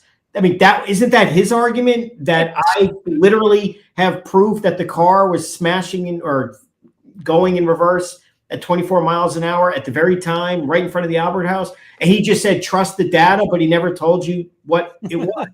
Yeah, they both speak volumes. And there was some testimony about Higgins' car being there. I think that he still should have talked about Higgins' car being parked by the driveway. I know, Mark, we've talked about it, and you've said it kind of can go either way because the other people said that the car wasn't there. But at the end of the day, it's either the witnesses are lying about something weird or there was a car there preventing her from going 80 feet in reverse. So I think it became less significant only because Brennan also seemed to walk away from Welcher. I mean, he barely mentioned him. Right. And I 100% agree with you, Mark. He didn't bring in the rebuttal case because he was saving his own ass. Absolutely. That's what I think. Because there's prosecutorial misconduct with what he's doing. Yeah. I mean, obviously, Ed, you probably know a lot of the same judges from whatever in the New York days, and that's another story for offline. Mm-hmm. But if that kind of crap had happened, in a certain couple of New York City courtrooms and a mistrial application was made, many, many judges would have been saying, what the hell is going on here? And I'm determining a mistrial. And if this is intentional, we got a problem, like case-ending problem. And she made no effort to even determine whether it was intentional or not, when I think all the reasonable evidence clearly suggests, and Brennan's reputation works against him, right? He's methodical, he's prepared, he's so involved. That works against him in this context. How could he not know about the hoodie? And how could he not know about the x-rays? It makes no sense. I have a question. Did anybody go back and watch Maureen Hartnett's season 1 testimony? Because why did she cut holes in the back of the sweatshirt? What was on the back of the sweatshirt that she was testing? Bloodstains. On the back of the sweatshirt? No, it says Chloe was here or something. I don't know. I mean, if the only injury was to the back of his head and his arm, right? That was bloody. Where did all the blood come from? That was all the way down the front of his sweatshirt, Ed, and the front of his pants. She could also have been taking fiber controls. Now, normally when I take a hair sample off of clothing, I'm going to take a small piece of that clothing to give to the hair analyst to say, okay, this is the article of clothing I took the hair from, so this should be there. Anything that doesn't match this is the foreign material you should concentrate your efforts on. Do you need to do multiple cuts for that? Not really. One is usually sufficient. But I mean, I know she was swabbing a lot of blood samples, and she swabbed around the sleeve for the DNA samples that was submitted out to California. But maybe there were bloodstains that they didn't want to see tested. I don't know. I have a question. The one thing that I kind of when I think back Tom's on next. Tom's next. on the No, it's okay. closing, that I thought that they didn't lean into as much, and obviously there were elements of it sprinkled throughout the closing, but in terms of the, just the processing of the crime scene and the lack thereof, and the lack of any kind of chain of custody, like, I mean, he mentioned it, but I don't know that it was really kind of drilled in as much as it should have been. But and look, I'm nitpicking at this point. No, you're not, Bob. You're not. You're 100% right. My head exploded multiple times when I saw what was done and what wasn't done. It's like you live in New England, dudes. You don't know how to process a crime scene in the snow? Are you kidding me? There are protocols for this. Okay? They denied they never worked one in the snow ever before. 20 years they'd never done one in snow. Right, and then they denied that there's how you secure evidence and how you use an evidence log and how. If they, I'm not sure. If they couldn't even process it because of the snow, which I agree, I mean, that's ridiculous. They could at least, I don't know, monitor and secure it and find somebody, I don't know, who can, because, I mean, once they abandoned it that morning, I mean, it's a free-for-all. That's it. I mean, they've lost. Any of that taillight at that point, it could come from anywhere. Everything they did on a police procedural level was wrong. From the first officers on. As a first officer, when I was on patrol in the NYPD, I would have been in the house. I'd be knocking on the door, checking on the occupants of the house for their welfare. Wallace. Wait, I have a request for Tom's question. Like 20 people said, let Tom ask his question. So Tom, can you ask your question, please? I just, I was actually ruminating as I was thinking back of watching this, in my mind, drama of when Brennan was going through whatever it was he was going through, as he described it. I made a mistake with regard to the cuttings from the back. Forget how long that took. What is Lally thinking as he's sitting there at the table while this is going on? Tom, we had discussions about this the other day, and I mean, I was going crazy saying it's the prosecution. I mean, and not just Lally, McLaughlin, both of them, 3 years. And what are they watching him crash and burn? Do they not know that they're on the hook for this as well? Do they not get that? And I thought it was great that Alan, went after all of them on this today, because, I mean, he doesn't get a pass for that. It's ridiculous.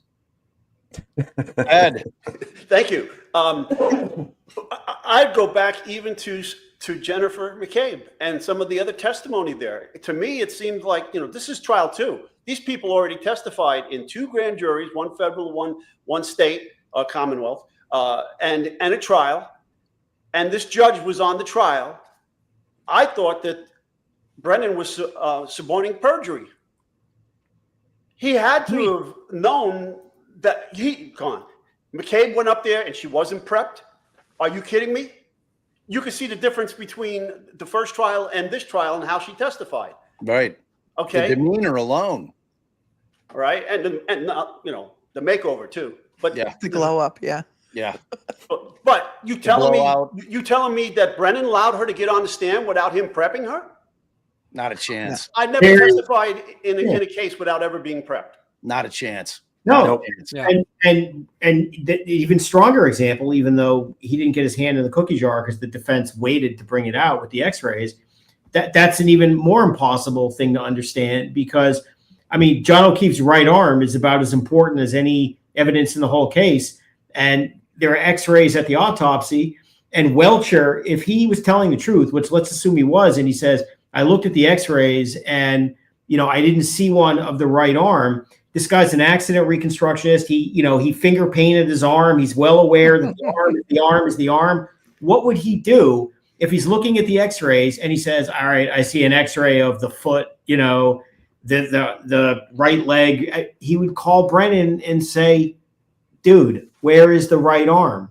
And he said, Welcher, I didn't get one. And we know it exists. So what happened? Doesn't it have to be Brennan? It has to be Brennan. What else could it be? It has to be Brennan. It can only be Brennan. I think there was a lot of projection in his cross-examination questions. That's think, what I Runkle, think. do you agree that it was most likely Runkle that Brennan never sent it to him? I don't really see how it could be anything else, because if it was anything else, you would think Brennan would be like, if we assume the Brennan is ethical thing, which I'm gonna, it's Is this a proof by contradiction thing? yes, that's exactly Wrong it. answers only. Yeah. If we assume that Brennan is ethical and that he's given his witness the x-rays, and his witness gets up and says there is no x-ray to the arm, he's got to what does he have to do? He's got to be like,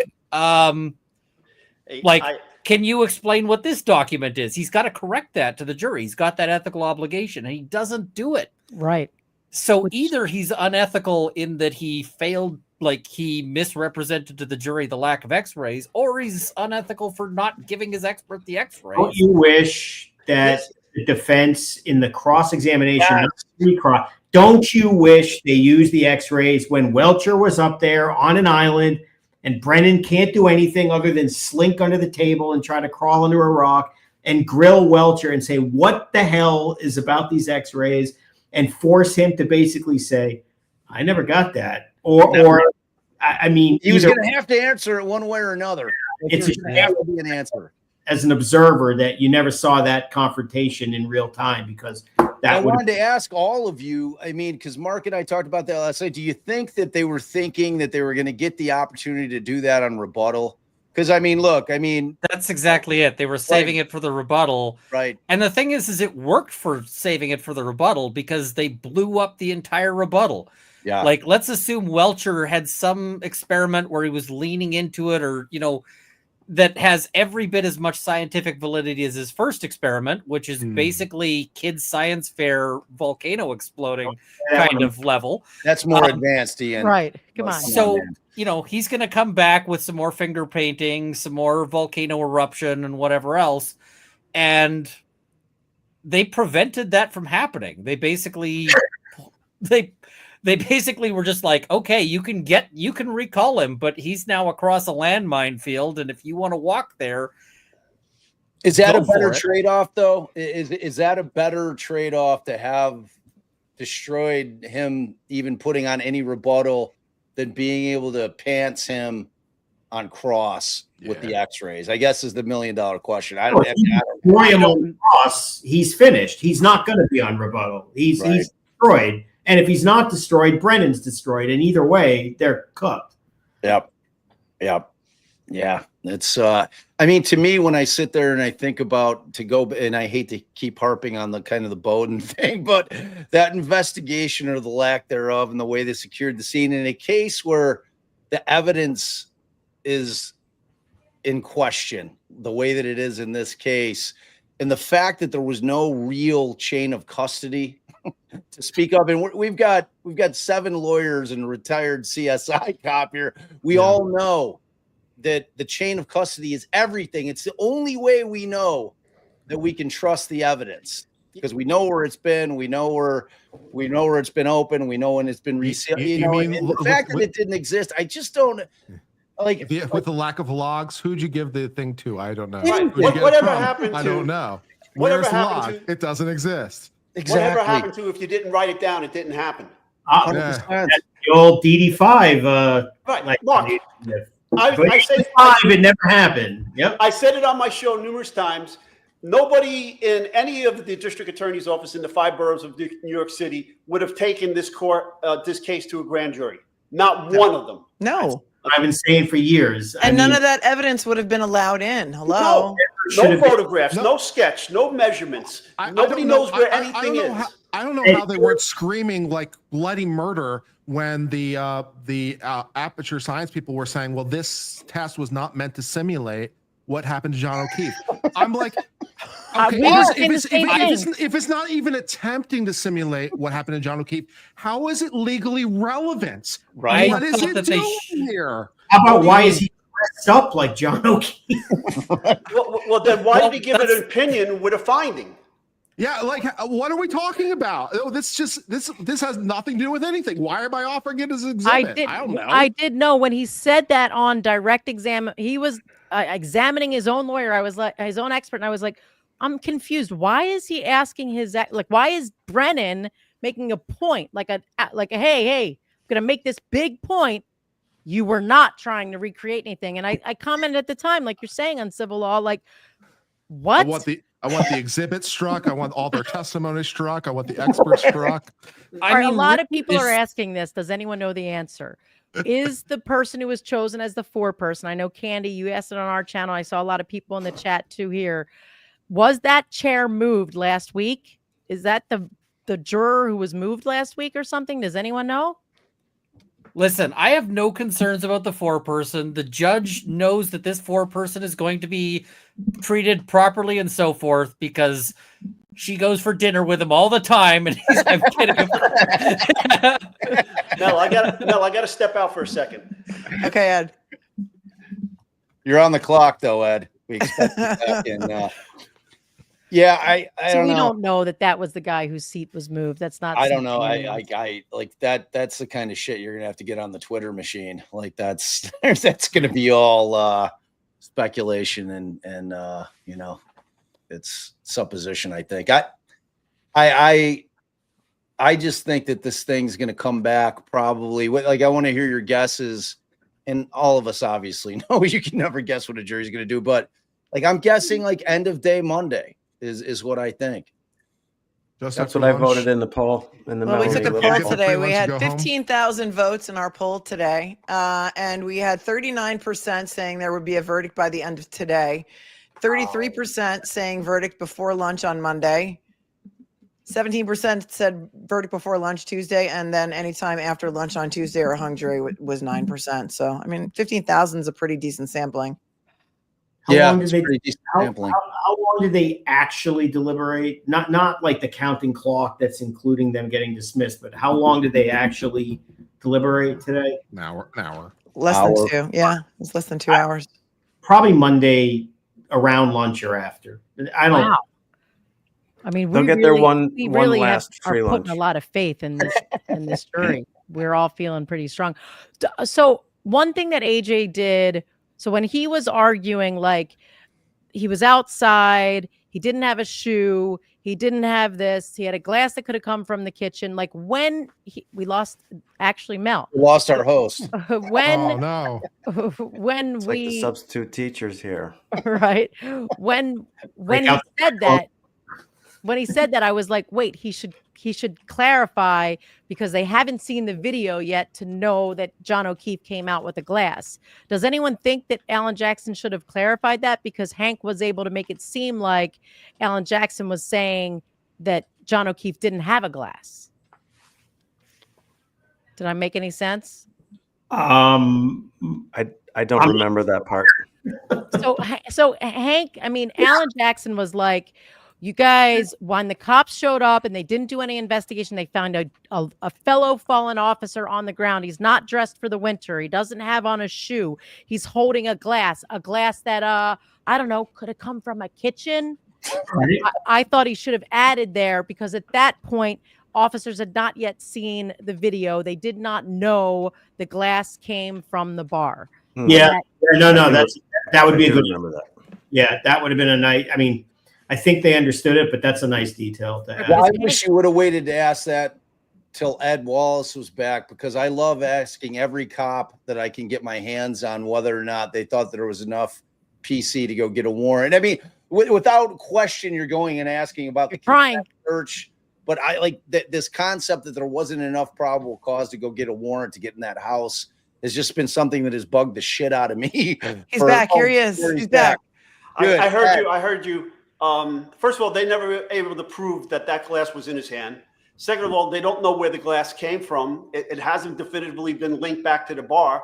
Yes, I would have wanted to go in to see if there was a similar glass inside the house, okay, whether they had a bar or was in the kitchen or whatever the case may be. None of that was done here. Yeah, I mean, I could have got into the house on an emergency exception to a search warrant for a wellness check because I got a dead body in somebody's front lawn, and I know there's supposed to be 2 people in there because of the sister-in-law out here, okay? And hey, what's going on? I'm going in, okay? Right. If I have to kick the door down, I'm kicking the door down. I'm going in, and I'm searching for them, okay? Then we'd find out what happened to the dog, right? Because I should have been attacked as soon as I kicked the door in, but okay. And then that might be another crime scene because probably would have shot the dog.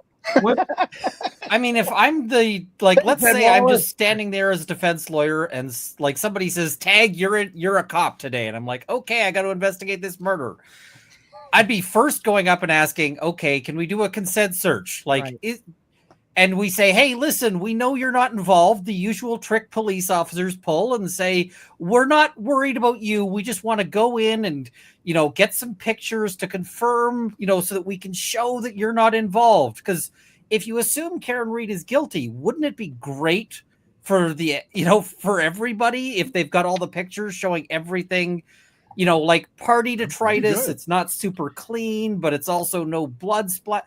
Like, wouldn't that be great if those pictures could have existed? I don't think they could have, but then if they don't, then you at least put in for the warrant. Like, even if you don't want to go, even if you don't think you can go in for a wellness check subjectively, you're like, because wouldn't it be so much better for when they're sitting there on cross-examination to go, we applied for a warrant. We put everything we had into that warrant application.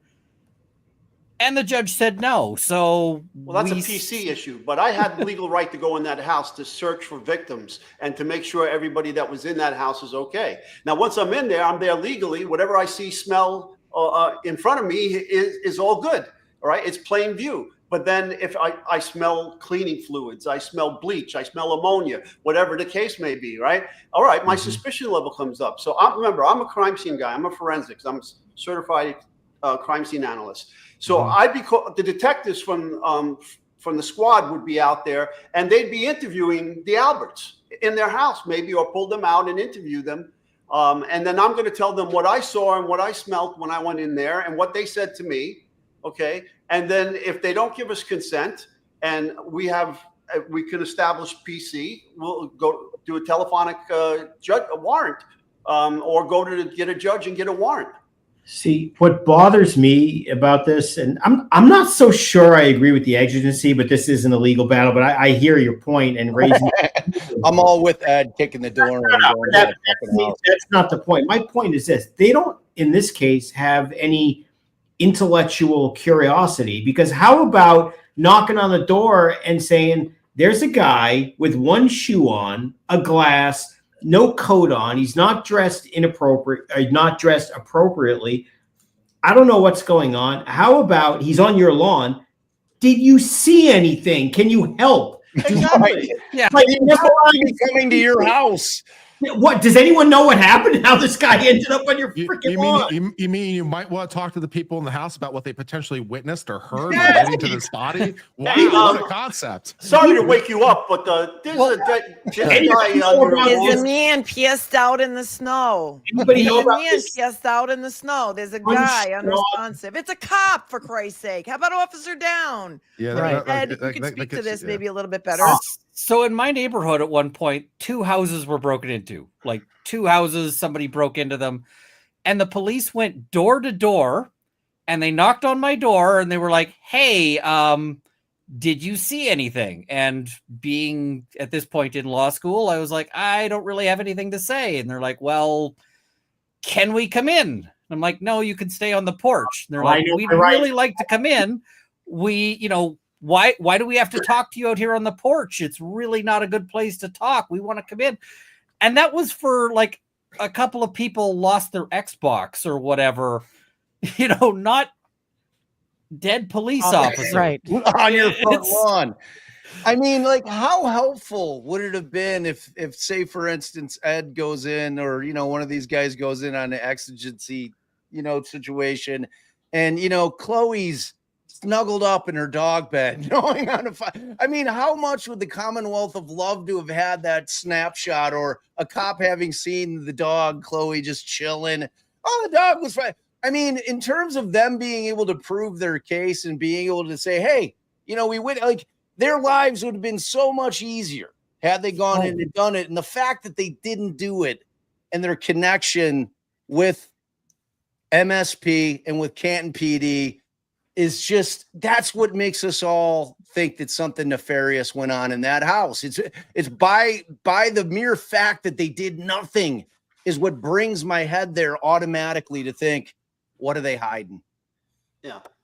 You know? And is it reasonable for the occupant, who is a police officer, with all the commotion that's going on in front of your house, not to get up and come out and see what the hell is going on in your front lawn?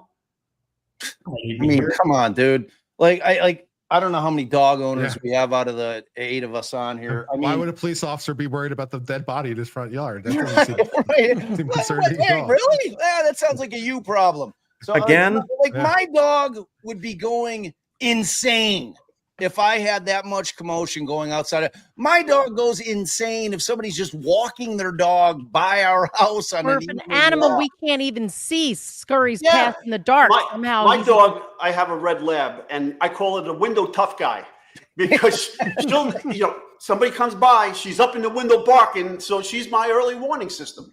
100%. Yeah. How many times have you heard my 2 dogs? Yeah.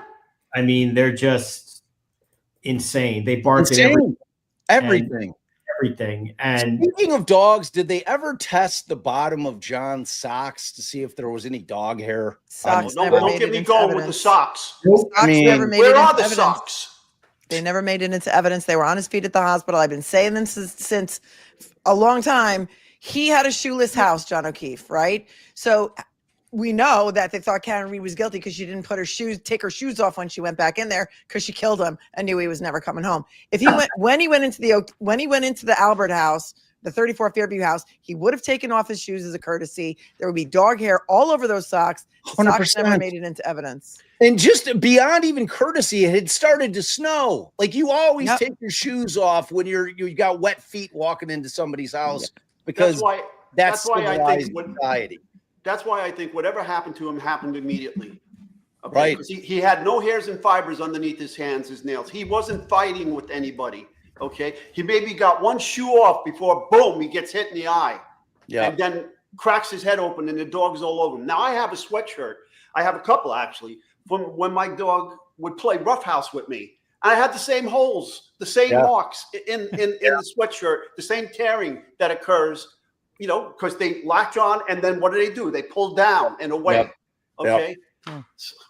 There's no way we're getting to all these super chats, but here's a good question. TG wants to know, is it possible we should allow jurors to research throughout the process? We're in such a connected world, and wouldn't this lead to more informed jurors on every case? I'd like to hear your thoughts. Absolutely not.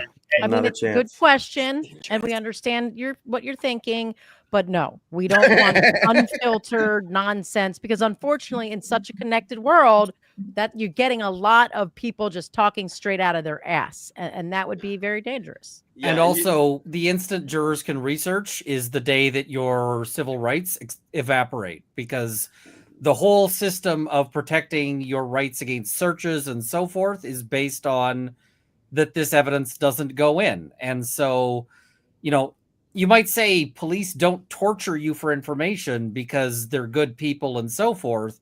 It's actually because if they do, they can't use it in your case. That's the thing that prevents it, because otherwise you'll have jurors going, well, we heard that, you know, this witness or that the accused was beaten with a hose for 6 hours, but then he confessed to it. So that's good enough for me to convict. I think my favorite.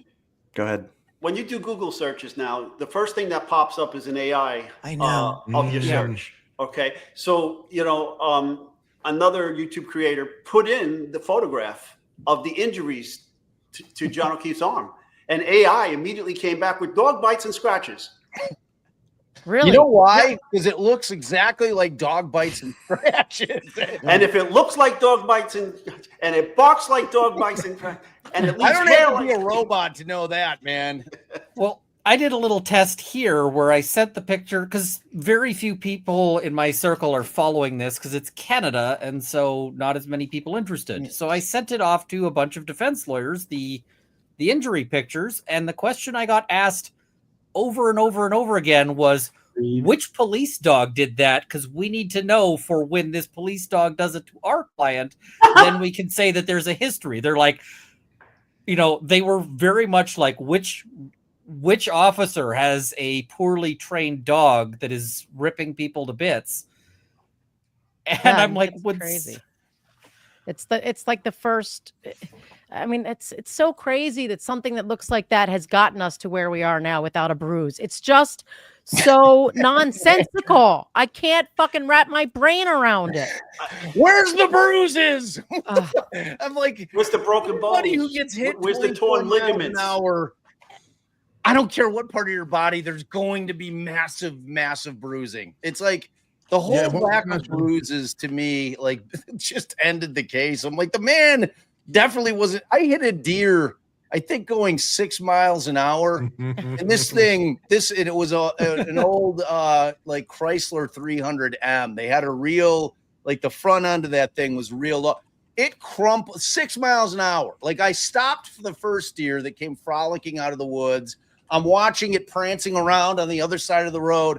I'm slowly proceeding. I don't see its buddy coming right behind it, and I hit it going 6 miles. It crumpled the front of my car, and I killed the deer at 6 miles an hour. Yeah, I just, right. The damage has to be tantamount to the injury. That if it did that to the car, there are bruises. That's it. That was established by everyone, including their expert, who said, but I couldn't check the x-ray. So, maybe there was a hairline fracture. I tried to show my audience that I had a tail light and a hammer, and I'm whacking away at it. Now I'm just holding it, and I'm trying to say, look, this is Newton's third law. I'm talking about equal and opposite reactions, right? I'm slamming this thing with a hammer, and I'm still not generating enough energy to break this, okay? So it's going to require a lot more energy to break this. But if I'm able to break this, well, guess what's going to happen to me? If I'm the one breaking it, right, I'm going to have broken bones associated with that. It's like I told them, you ever watch those Hollywood shows? You watch a guy get shot with a gun and he goes flying across the room, right? Literally flying through the air after being shot. Well, physics says that can't happen, because if he's flying across that room, then the shooter's flying in the opposite direction, right? If the gun had enough energy to do that, the shooter's going to have that same reaction in the opposite direction, equal but opposite, all right? And then, trying to explain physics, in the simplest of terms. So I said, so if an arm hit that to break it, it's going to be a lot of energy transference from the vehicle to the arm, and that arm is going to be shattered, okay? Right. And you're going to have torn ligaments, and you're going to have torn cartilage. You're going to have dislocations at all the joints. You're going to have compound fractures and bone breakage, and be in trouble. He did it, okay, with a ballistic gelatin arm and a skeleton inside of it. He did it, and he had all of that. Yep. Okay. This case should have taken phenomenal. 3.5 weeks to try. Speaking of energy, I asked ChatGPT at one point how much energy there would be at a car going 25 miles an hour in reverse, and how short I am for that car suddenly winding up in space. It said it was off by a factor of 15,000. You got to understand, you're talking to an engineer. It's a bit of a problem. Yeah. Anything's possible with an engineer. Yeah, there's no exact science. I'm like, what about the bridge makers? Like, you're talking about like bridge guys, like guys that are building bridges. They don't believe that there's any exact science when it comes to engineering. That's terrifying. I'm no longer going to drive over bridges if that's the fact. Some of you may have heard this before, or some of you may not. I have posited the existence of an unexpected dark matter black hole that appeared at the lawn at 34 Fairview, and that explains so many things. The unexpected dark matter black hole is the gravity that caused John O'Keefe to wind up on the lawn. It appeared exactly in between the lens of the camera and the taillight, causing the taillight lens color to appear to be different due to Doppler shift. It explains many things. Allison, do not start Googling. You got her. She's already all in on it. Oh, Like, please. that theory doesn't sound that crazy. to That me. doesn't Yeah, sound that the amount of gravity caused a warp in space-time, and that's why the time on the different things is different, because the clocks are literally ticking at different rates. It's relativity, people. I'm getting ahead. I think they're going to disregard all that garbage. I think they're going to disregard all the cell phone data, like all that stuff. I find to be too confusing, like for even me. Like, you think they're going to hang their hat on all of this cell phone data and the location data and the 3-point turn and all of that BS? It's like John wasn't hit by a car. His body, the injuries don't match a car strike. I think it's that simple. No, I agree. I think there's a firewall of experts that are forensic pathologists and engineers that if Brennan can't knock them all out, they're screwed. And I think the rest of it is all interesting and potentially could it help or hurt? But how do you, even if you think, oh, Burgess proved that, that's the right key cycle and they're there. And then you say, yeah, but the pathologists all say, I'm paraphrasing, no car accident. The engineers say no car accident. I mean, everything goes back to that. And if you can't break through that wall, they lose. They have to. I This love case should Dr. have taken Laposada. 3.5 weeks to try. I think that the evidence of that, best evidence of that, is that the defense pared things down, and they did a lot better job, in my opinion, this time. I think that the bow tie juror who's going around saying the nightmarish stuff that he's saying believed that, and that's what they came down to because there was so much irrelevant stuff. I think that a lot of this stuff has to do with like the lawyerly part of things without thinking about who you're trying the case to. Right. You're not trying the case to 12 lawyers or scientists or, I mean, there may Engineers. there might be a couple on there, but you're trying this case to regular people. And I agree with Melanie. It was just like that first, now that I've seen the first trial, it's like, wow, like the defense, in my opinion, completely shifted the burden onto themselves. The way that they were putting this unbelievable third-party, four-party culprit defense that was just like, I'm going, oh, like, no way, man. Like, no way. Tom, where you been all my life, man? Like, I was screaming it for you. I'm like, what are they doing? It was, and I so get that it. As you know, and I've learned from some really good lawyers, and as long as I can, my goal is to streamline as a defense attorney. I also do civil stuff, and that also I streamline in, and it's who my audience is and how am I going to make them understand what I need them to understand without being egotistical and and I've had my criticisms of all the lawyers, and I'm sticking with Yannetti as the best one as far as cross-examination goes, because even using words even like gesticulation and stuff that Alan Jackson would use, I mean, come on, man. And how about Heba Toba and Coop Counter Coop from Hank Brennan? I mean, my head was going to pop off. Yeah. Wisniewski spots? I mean, come on. That's my favorite example is sort of a reverse because it was criticism on me after the camp trial. And before I knew Melanie, she had one of my favorite quotes, because after it was over, I went back and I watched the court TV coverage, and they did not believe we were going to win. They just did, like, criticizing me and all that kind of stuff, whatever. Any chance? And when it came back not guilty, Mike. and Melanie started listening to the talking heads after it was a not guilty, and she was saying, I can't even listen to these people. They're talking about, well, if literally, watch it. If this was a jury of robots, this guy would have been convicted. Yeah. Wow. I'm like, what? What do you like? But that is the example of, as far as I'm concerned, it's normal people on the jury that need to understand this stuff.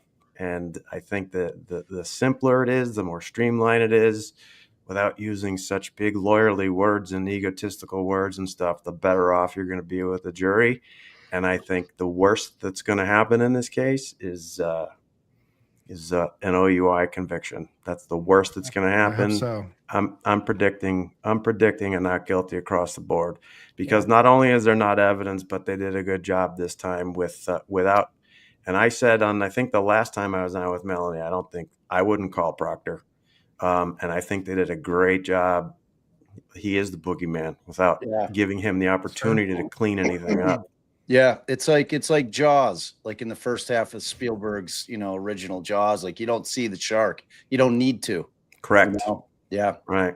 I agree. Well, and the other thing is Brennan cross-examining Proctor. It would just be Brennan testifying. Yes. Brennan testifying, and then Proctor says yes. Right. Well, that would have been the most robust cross ever, I'm sure. That would have allowed a very robust cross. Listen, he testified the whole trial. Yeah. Do you remember when he said usurped for usurp? Usurped. That's Tom's point. Don't use words like usurped. Tom, that's not anything anyone says in Boston. That's not a Boston thing. Please tell me it's not a Boston thing. That's not a Boston thing. My theory is that Brennan does it on purpose. And my theory is that he does it on purpose to piss people off, to make them make a mistake. How do you mess up Glasgow? On purpose. That's not even confuse close. it with It wasn't even in the Pokemon. ballpark. Wasn't even on the planet. Like, that was moon to earth. Tom, no offense though. If any state in the United States needed hooked on Offense phonics, taken. it's Offense yours. taken already. Already taken. But I didn't even hear what you said, and I'm offended. So I did some training in a town in Massachusetts. It's spelled Peabody. Peabody. Yeah.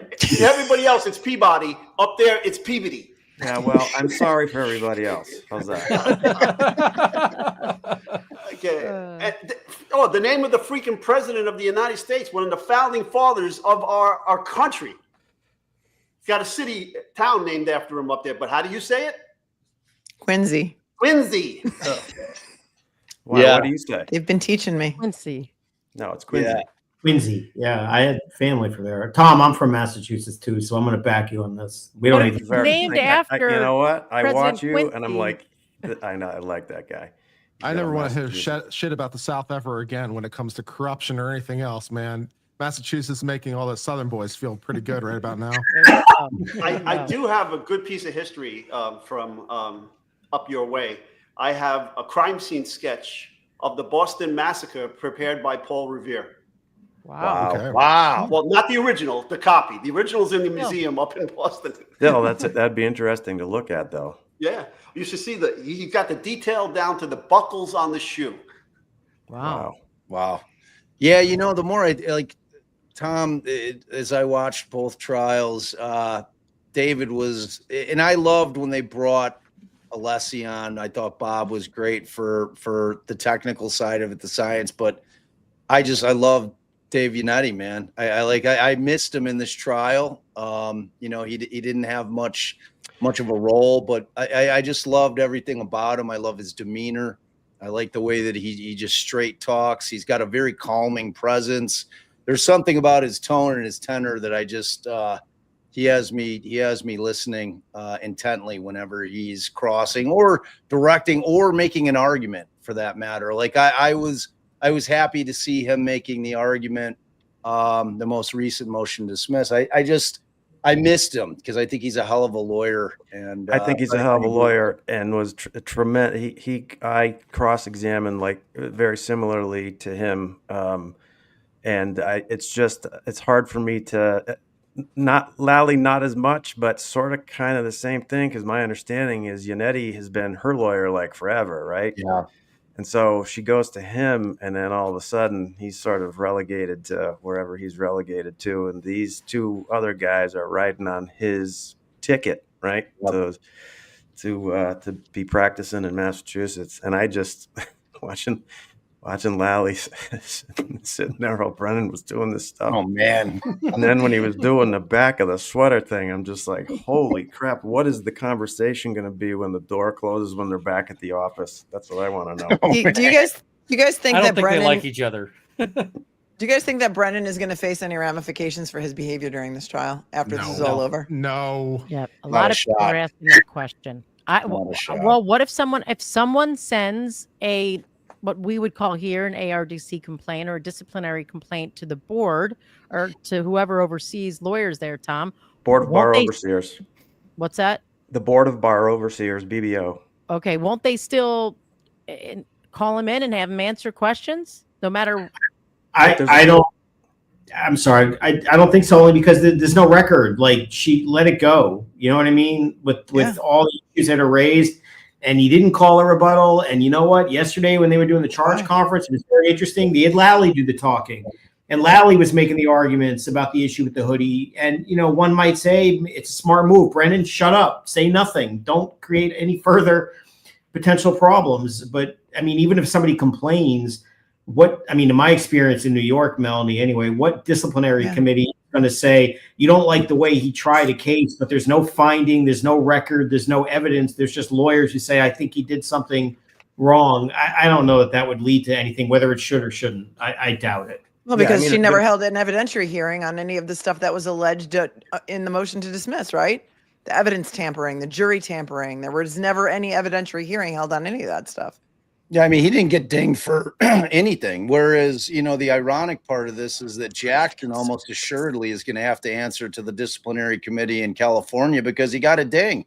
Yeah. I mean, she said that his candor to the court was, not there. Intentional. She said intentionally. And Brennan's wasn't when he told the judge that he didn't the discovery of the materials that he was given by the FBI. Right. Oh yeah, and he was given to him by the defense. Yeah, he was moving the papers around. That those lawyers did something wrong in the pretrial setting where she literally said, I believe you deliberately suppressed evidence, and I believe you then, on top of that, deliberately lied. She should have said, you're out of here, okay? And I thought it was disgraceful for her to smear them with that allegation and yet do nothing about it. If you sincerely believe that, they got to go. You can't come into my courtroom. Grave concerns. Yeah, you can't come into my courtroom if I don't believe a word you say and I think you're lying and suppressing evidence. You're not even admitted. And we all know, I know personally how seriously she takes pro hoc vice admissions. So, you know. Well, yeah, he disparaged you in open court. Oh, he lied. He didn't disparage me. He lied. Well, he tried to disparage you. Okay, yeah, he lied about you. Right. He accused me of taking information from client A and passing it to client B and being hired to be the vessel of communication between two people. Jesus Christ. 100% full of shit lying. And I think I might have even said to you at the time, if he didn't say it in a courtroom, which he did, I would have sued him. Yeah. And what does he have? Like paid snitches in the car service industry that rats out witnesses on their way to court? The Uber guys. I got an Uber guy. And he's got Tully driving people around. Yeah. Tom, there was that attorney who tried a case in front Steve Gagney. Wait. It was an ADA from Norfolk County who tried a case. The defendant was Paul Fahey. The decedent was a guy named Keith Boudreau who was beat up and killed in a bar. And the ADA from Norfolk County was just recently publicly censured for calling the defendant a bully in his closing. I mean, I think I heard you talking about that on more another show. egregious things than that. But what do you guys think was the best evidence looking at the case from in the light most favorable to the Commonwealth? What do you think was the best evidence for the Commonwealth? I can't believe I'm saying this, but the interview clips. Yeah. And that's not 100%. That's what I think too. It's compelling to me, but that I can't believe I'm saying that, but I think the clips. Well, now that's true. I mean, because if you pluck those clips out of their case in chief, what do they have? A much shorter perjuring witnesses. I mean, much shorter section. Yeah, I mean, seriously, like Brennan didn't put on anybody that supported the proposition that John O'Keefe was hit by a motor vehicle. Like no one, like they're literally, like I just can't count the, the Blue Man Group thing. Like that thing just didn't do it for me. But in terms of actual scientific evidence, they produced zero evidence. The debris field. I'm like, you didn't secure the scene. There's no, I had no idea where they found any of the, like you showing me a close up of a piece of taillight gives me absolutely no idea where you found that in that yard. I don't know where the debris field was. Exactly. None of the stand-ins were found. Can you imagine being a prosecutor? And I don't know who was or who wasn't prosecutors, but handling a case like this in the investigative phase, and you're told that there are glass shards in the hoodie. And of course you're thinking, wow, and this, Ed, this is going to come to you because this is going to be your field, but what powerful evidence. And you say, so tell me about it. What happened? And then you come to learn, well, the, obviously now terminated corrupt state trooper found it and a bunch of other evidence, and he threw it in the bag, and he just kind of kept it in the back of his car for 3 months. Yeah. But nothing to see here. It's got to be legit. I mean, all the while in possession of the vehicle, all that time, and access to the taillight. He picked up the order. First of all, he had the crime scene, Mass State Police crime scene people at the hospital with him. So why didn't they, after they photographed the clothing, why didn't they package it correctly and bring it right to the lab? Why did he keep it? Other than, I know why he kept it, but he didn't follow the proper protocols, is what I'm saying. I don't know how he did it. He did mention this in his summation, and it kind of resonated with me, but I don't know if he said it loud enough for everyone in the back and the jury to hear it clearly. But that at the time Hartnett came to collect evidence, he had all this stuff, and he didn't give her that. And I'm thinking maybe we emphasize that a little more. That is huge. It's not just like all the evidence was there and, I forgot. He's giving her evidence, and he holds back the hoodie and shirt that later has the glass. And then that there was glass on the bumper that doesn't match. And you say, who's crediting this? Mark, if that would have happened to me in New York, and it has happened to me, I'd get to a crime scene, and then a police officer comes up to me and tries to hand me a handful of discharged cartridge cases. And I look at it and I said, oh, that's nice. That's yours now. Yeah. Why touch that? Yeah. I don't want nothing to do with that because you didn't follow the protocols and leave it where it was. Okay. Now I don't know where it come from. What do you expect me to try to go back and put it back? You took it. It's yours. You deal with it. And if he would have came to me as the young lady from the lab there, Hartnett, I don't want nothing to do with that. Okay. You package it up and ship it to the lab. It's unbelievable. There are so many problems and so many coincidences. It's just fascinating to me that they even went forward on this. I mean, with an indictment. I'm not even talking about a trial. Yeah. There are cases they handled. They did it by the book. So you can't say you didn't know how to do it. Mm-hmm. So why did you deviate so much unless it was something nefarious? One thing that really struck me listening to the jury instructions specifically was the Bowden jury instruction and her not letting them call an expert.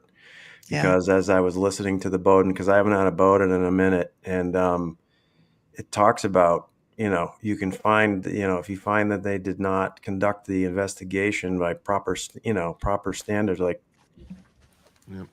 they're not, you need somebody to be able to come in and talk about that. Don't get me going on that.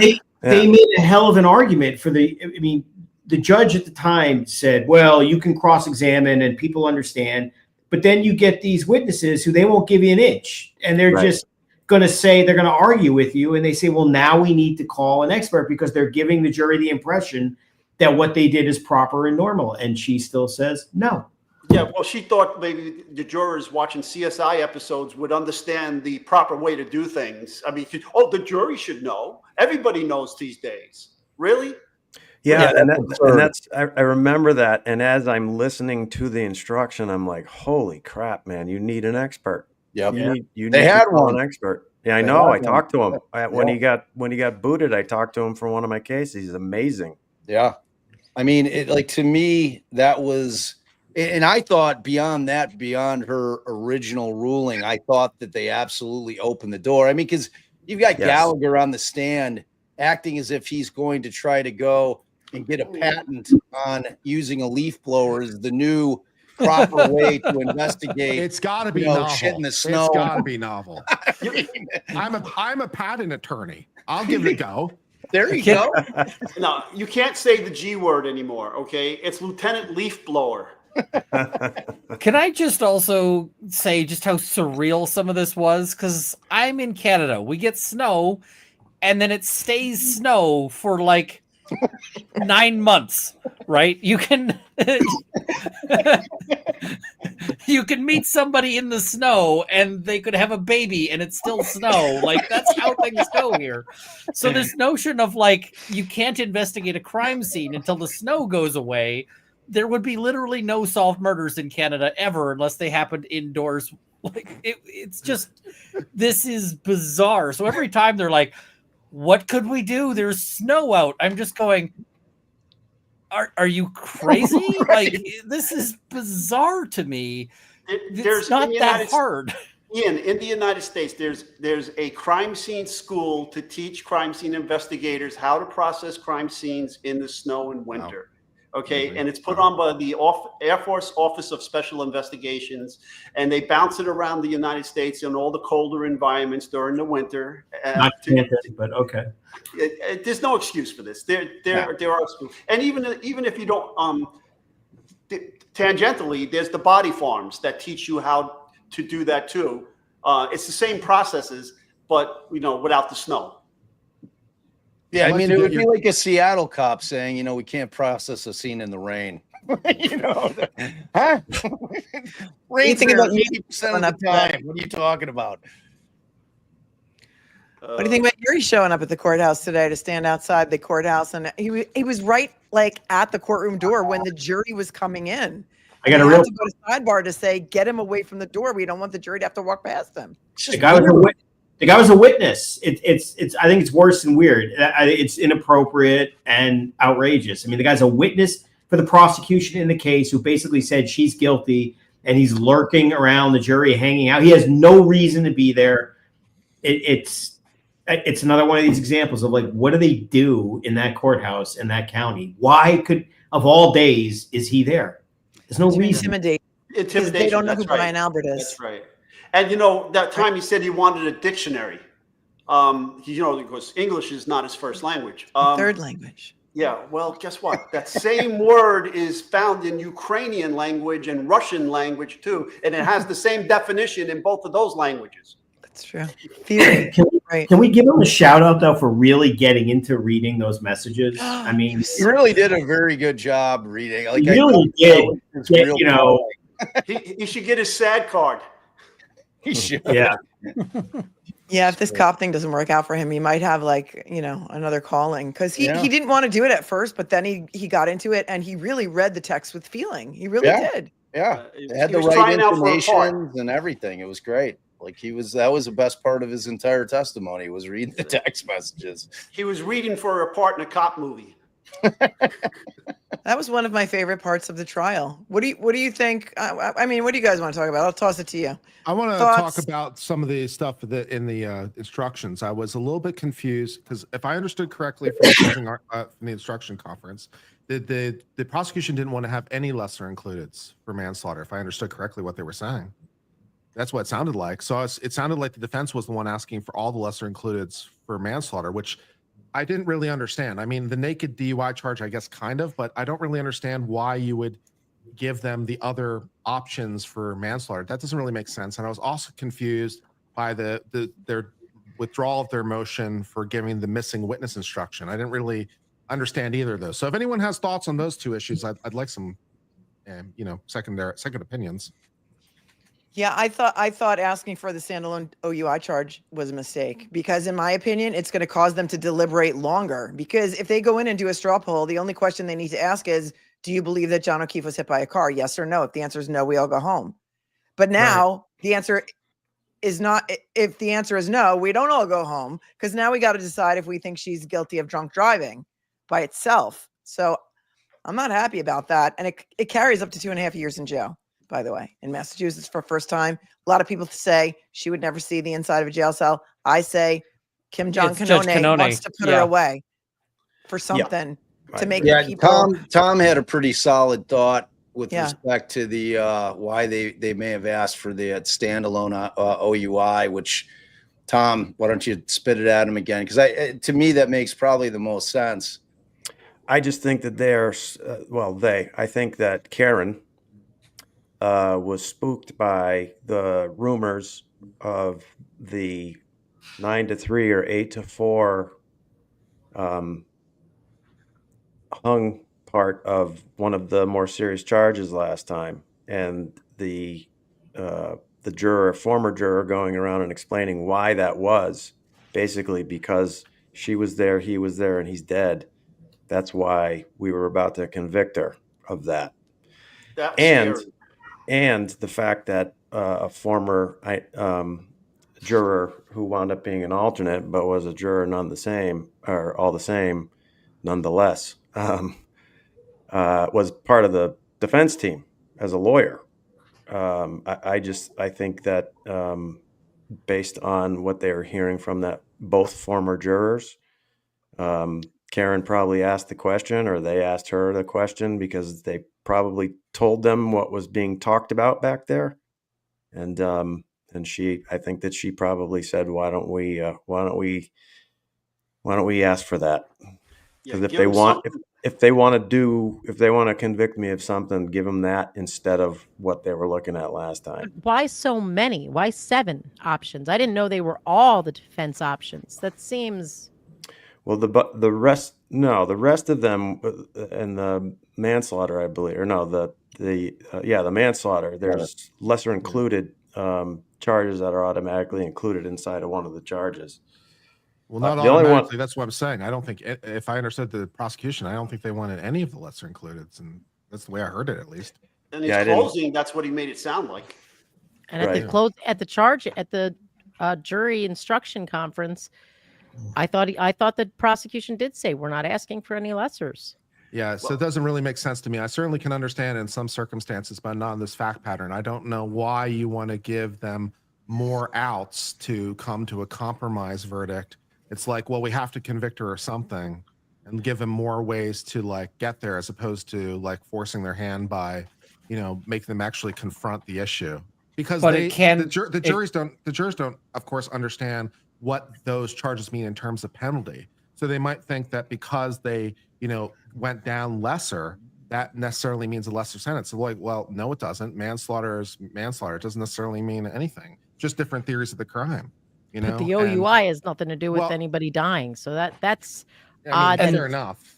Yeah. And the thing is that it might be the thing that ends up breaking a juror deadlock, in the sense that if you've got somebody who's like, she's got to walk out of here with something, or else I'm going to hang this jury.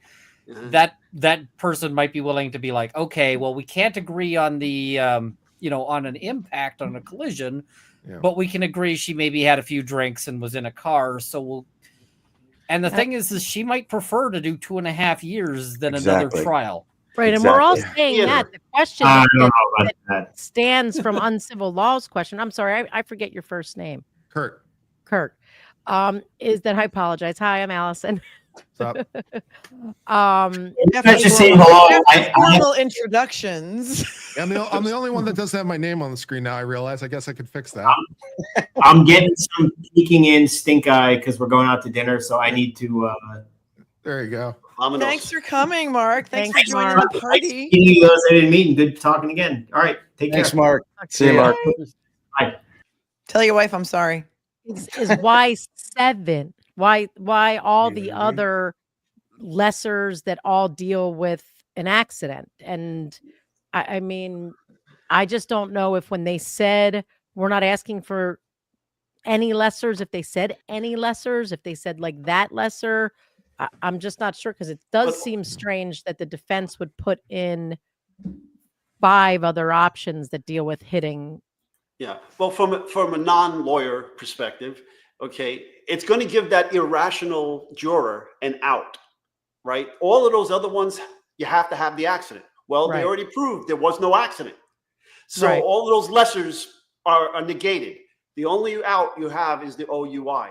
We Right. had a case here in New York City in Queens where a retired sergeant was taking a shower and his wife murdered him with 2 of his guns. She killed him in the shower, shot him with both guns. Okay. Wow. She goes to trial. She does a burning bed defense type thing. The jury convicted her of criminal possession of a firearm without a license. Okay. Wow. You know, she got away with the murder, but and then when they were polled later, it was just as you said. One of them was hanging them, you know, and that's what they did. That's what they came up with. So you never can tell. The thought process to me is not rational, you know, but that's what they did to get out of that jury room. Karen Reed does And- not. You're right. Karen Reed would rather do 2.5 on an OUI than have another trial. Yeah. And But the thing and is another OUI trial. Brennan's going to bring, or whoever it is, it might not be Brennan, is going to bring better experts. And the defense is going to be. I thought they were being better experts this time. That's like they had their choice, man. No, I think that wall is impenetrable now that there was no accident.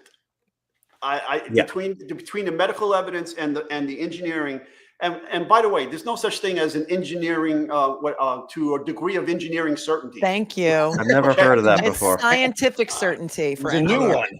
Yeah. That made me crazy too. He So, said some um, other crazy certainties I think that too. wall is up, and I don't think that wall can come down now.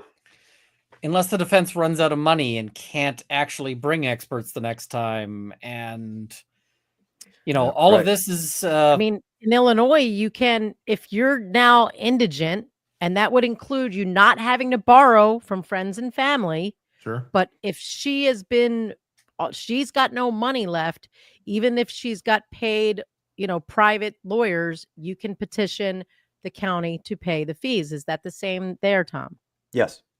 Yeah. But the more frequent thing that happens here is, which is why I have a specifically designed business model that does not include a lot of Superior Court big cases, because nobody can really afford. I don't know that I've ever made a profit on the business end. I don't know that I've ever made a profit on a Superior Court serious, like a life felony trial, because people who are being charged with that do not have the money that it actually costs to pay for the lawyer, for the investigators, for the Cellbrite people, for the doctors. I mean, it is so expensive. But the more frequent thing that happens is that people will retain a private attorney, pay that fee or those fees, pay some fees, and then as the expenses go up, as long as you can show that the person is now indigent, you can now petition the court for money for attorney's fees and for, more importantly, the investigators and the expert witnesses and things. Yes. But there's a cap on it. Wouldn't Canone Correct. also have some review over that? Like, hey, we're not funding this expert. Or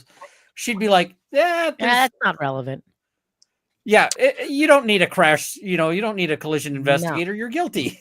Right. Let's just get to get that over and done. I mean, that's definitely an issue much. that the judge needs to find that there's a good basis for this expert that you're asking for, that you're not just fishing, And I've run into problems in state court in Illinois, although never in federal court, with trying to do those ex parte, where I'm saying I don't have to spell everything out. I understand Your Honor needs to know why I need this witness and this expert and what supports it, but you can't make me have to tell them. And every single time in state court, they make me do it. They make me do it not ex parte, and then I still try to file an ex parte portion of it and just, whatever. But in federal court, it's specifically specified that is an ex parte proceeding when an indigent defendant is looking for funds for an expert, and they've got to give the details as to what they expect this expert to find and why they think the expert is important.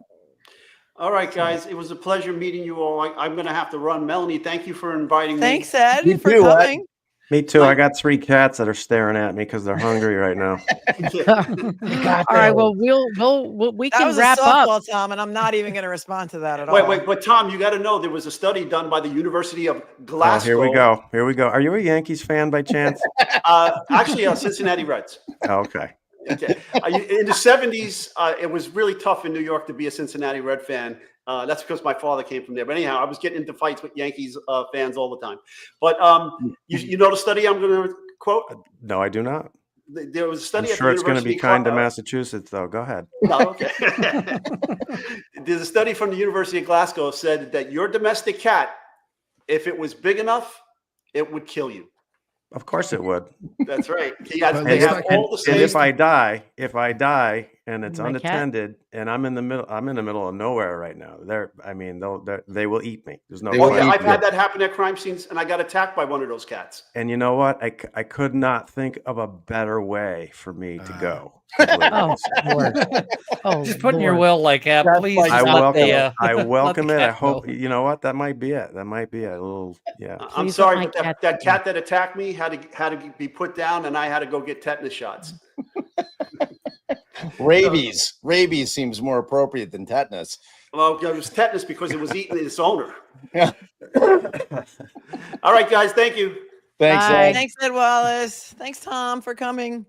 good to see you. Nice Unless to you're meet going to you hang out all. a little Nice to meet more. you, You Tom. have an open Tom. invitation. You Nice can to come on meet you, any man. day. You're not actually, practicing law, and you want to come do some trial. I don't know how much longer. Are you gonna be doing jury watch on Monday?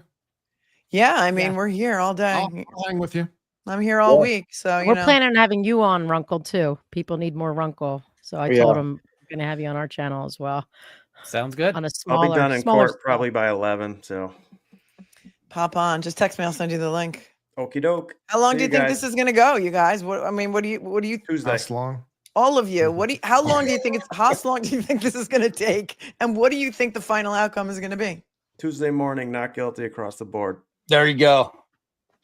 I think that's a solid bet, but it's either that or like Friday and we get Tuesday a hung just jury. after lunch. They're gonna get their free lunch. I guarantee you. Tuesday just Yeah, after they lunch. usually want that. They want Yeah. that. Get I my do like sandwich lunch. first. Yeah, if it goes beyond Tuesday, I agree with Runkle that we're in for a fight.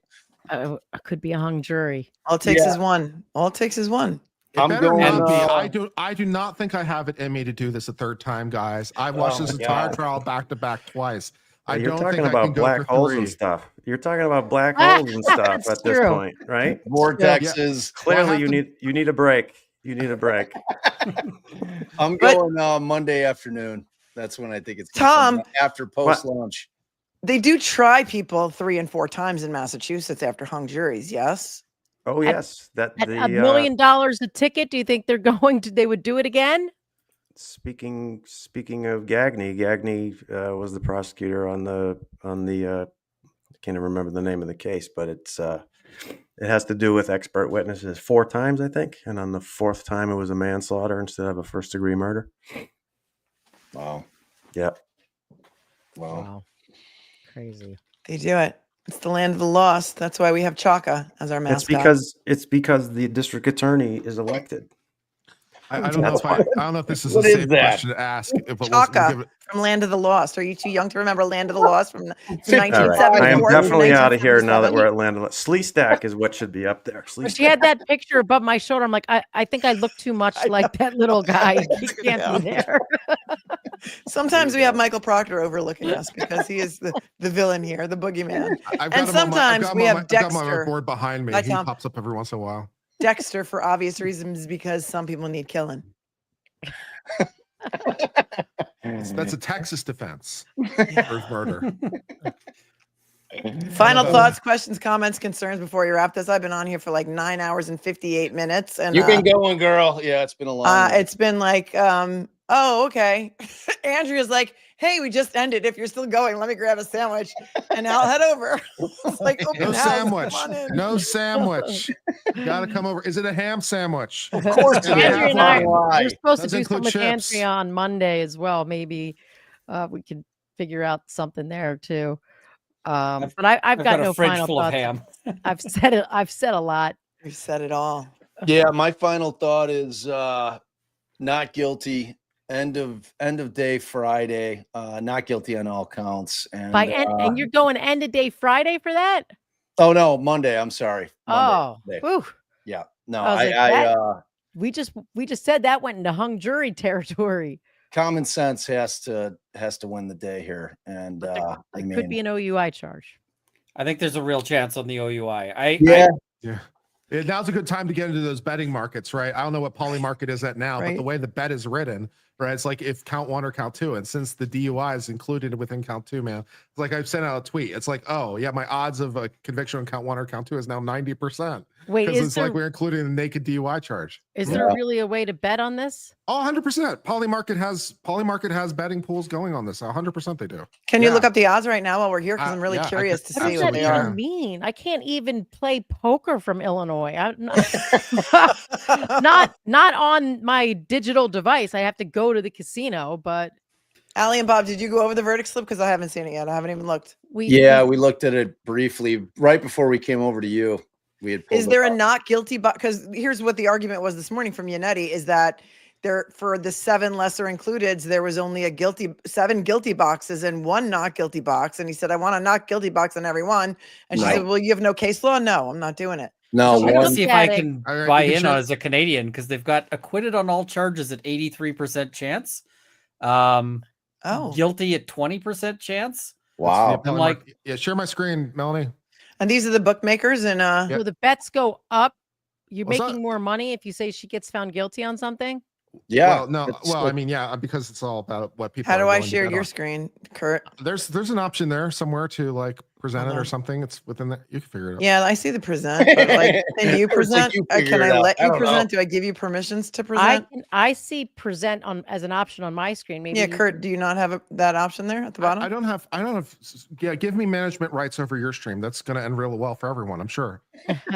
Dude, I don't know how to. Dude, you're like I'm on my last like breath right now. My voice Mel, is fried. let me Is answer this that not pop question. like in the bottom or on the side or something where you can add it to the stream or something like that? Or Not your screen. all right, fine. I'll just read it so we can do it Yeah. this week. But anyways, it's polymarket.com where you can bet on all kinds of things. Right now, they have Karen Reed guilty on count 1 or count 2 at 20%.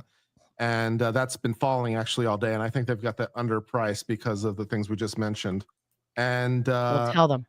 yeah, I did. And they have acquitted on all charges at 83%. Now, it should be mentioned that this is just based on what people are actually betting. So these Yeah. numbers are just coming from people just buying it as a prop bet.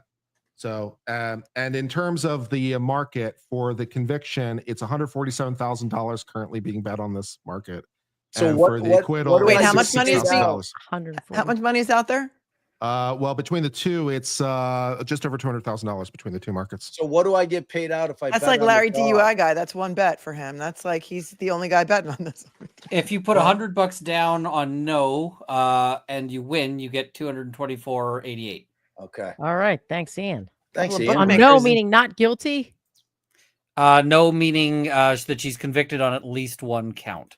If you put $100 on yes, then you win $100. Straight, so- straight odds. Yeah. I'm about to All go right. bet if I can. I don't know. But Mel, to answer your question about the jury verdict slip, Mhm. we looked at it. The first line is not guilty on the original charge or any lessers. Yeah, they picked And that up for the then- last verdict. Yeah, for me. Yeah. And, Yeah. and then under that says guilty on this, guilty on that, guilty on this, guilty on that.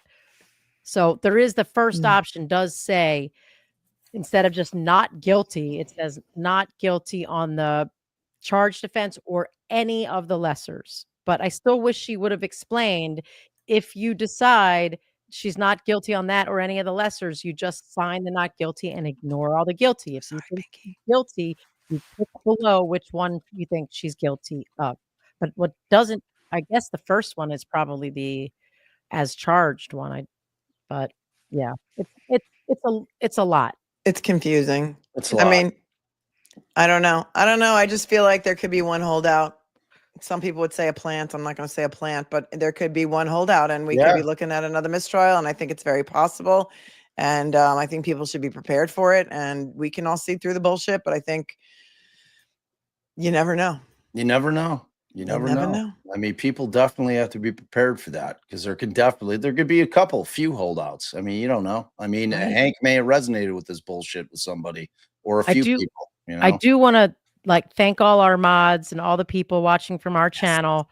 We are going to tomorrow. We're gonna, if we don't come back later tonight to do the jury watch with you guys Tonight. coming on. I know. I don't think That's we not are. happening. Like Okay, I've got a so softball game. We'll that I'm do that, right? coaching We'll do it tonight. tomorrow. And we'll also go through some of the supers because we've got a separate way to track them and go over some of the questions that we didn't get a chance to get. Yeah, I'm today. sorry. We tried to There's a incorporate lot. in without putting them all up, but you know. I did yeah. try and put them up as I could, but it's just, it's overwhelming. You guys are overwhelmingly generous and we are so grateful and Yes, we we love are. each and every one of you. Kurt, are you streaming on your channels as well? Kurt and 100%. Ian? Of course I am. Okay. Ian, are you?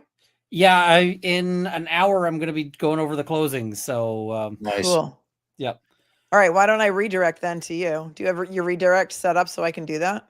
I think so, but I don't know because I'm bad at this. All right. Let me just see if I can, because if I can, I will. And I'll send everyone over to you and you can take an hour break and all that good stuff. I'm done for the day. I'm stick a fork in me. Hey, I'm start done your too. weekend. Start your weekend. You've earned it. It's been a long. Babe, are we Everyone doing get some pizza. on tomorrow? Are We we earned it. doing our members only live? I'll have to figure it. It's a 4-day tournament, babe. Like our daughter's playing softball. I got to look at it, and I don't know when the games are because it's all dependent on what happens tonight. So, Okay. I mean, if we can get it in, we'll get it in for sure. You know. All right, so I've redirected to Runkle for 7:30, so Yes. it will teleport you over there automatically from my stream. I don't know if you guys have to do that separately. Oh, yeah, I don't know. Bob, you gotta do it listen, I'm What? I'm Oh, Oh, send it exhausted. over to Ian. All right. yeah. I'm teleporting my people to Ian, so I don't know. Okay. We still have like we're gonna 20,000 portal. people on mine, and so between all of us, we probably have like, I don't Yeah, know, 30 lot. plus thousand people for all of the diehards. Oh. You can take a 45-minute dinner break and head on over to Runkle's for some more fun this Yeah. evening. For sure. All right, hold on. Don't kill it. I'm going in there Send it up now. too. So I'll set up mine to redirect to Runkle too. He can take my 2,000. All right, Runkle. we got about 6,000 in ours. I'm going to send them all to Uncle Runkle. The Awesome. OUI Oh. charge would have to be unanimous as well. Yes. Yes. Unanimous. This was really great. I've been trying to get together like a LawTube is outraged stream, and I kept having this idea in my head for a long time to do it like on a Sunday or something. And I'm just so happy that it just worked out that everybody was ready and available today, and we all just jumped on, and it was totally last minute.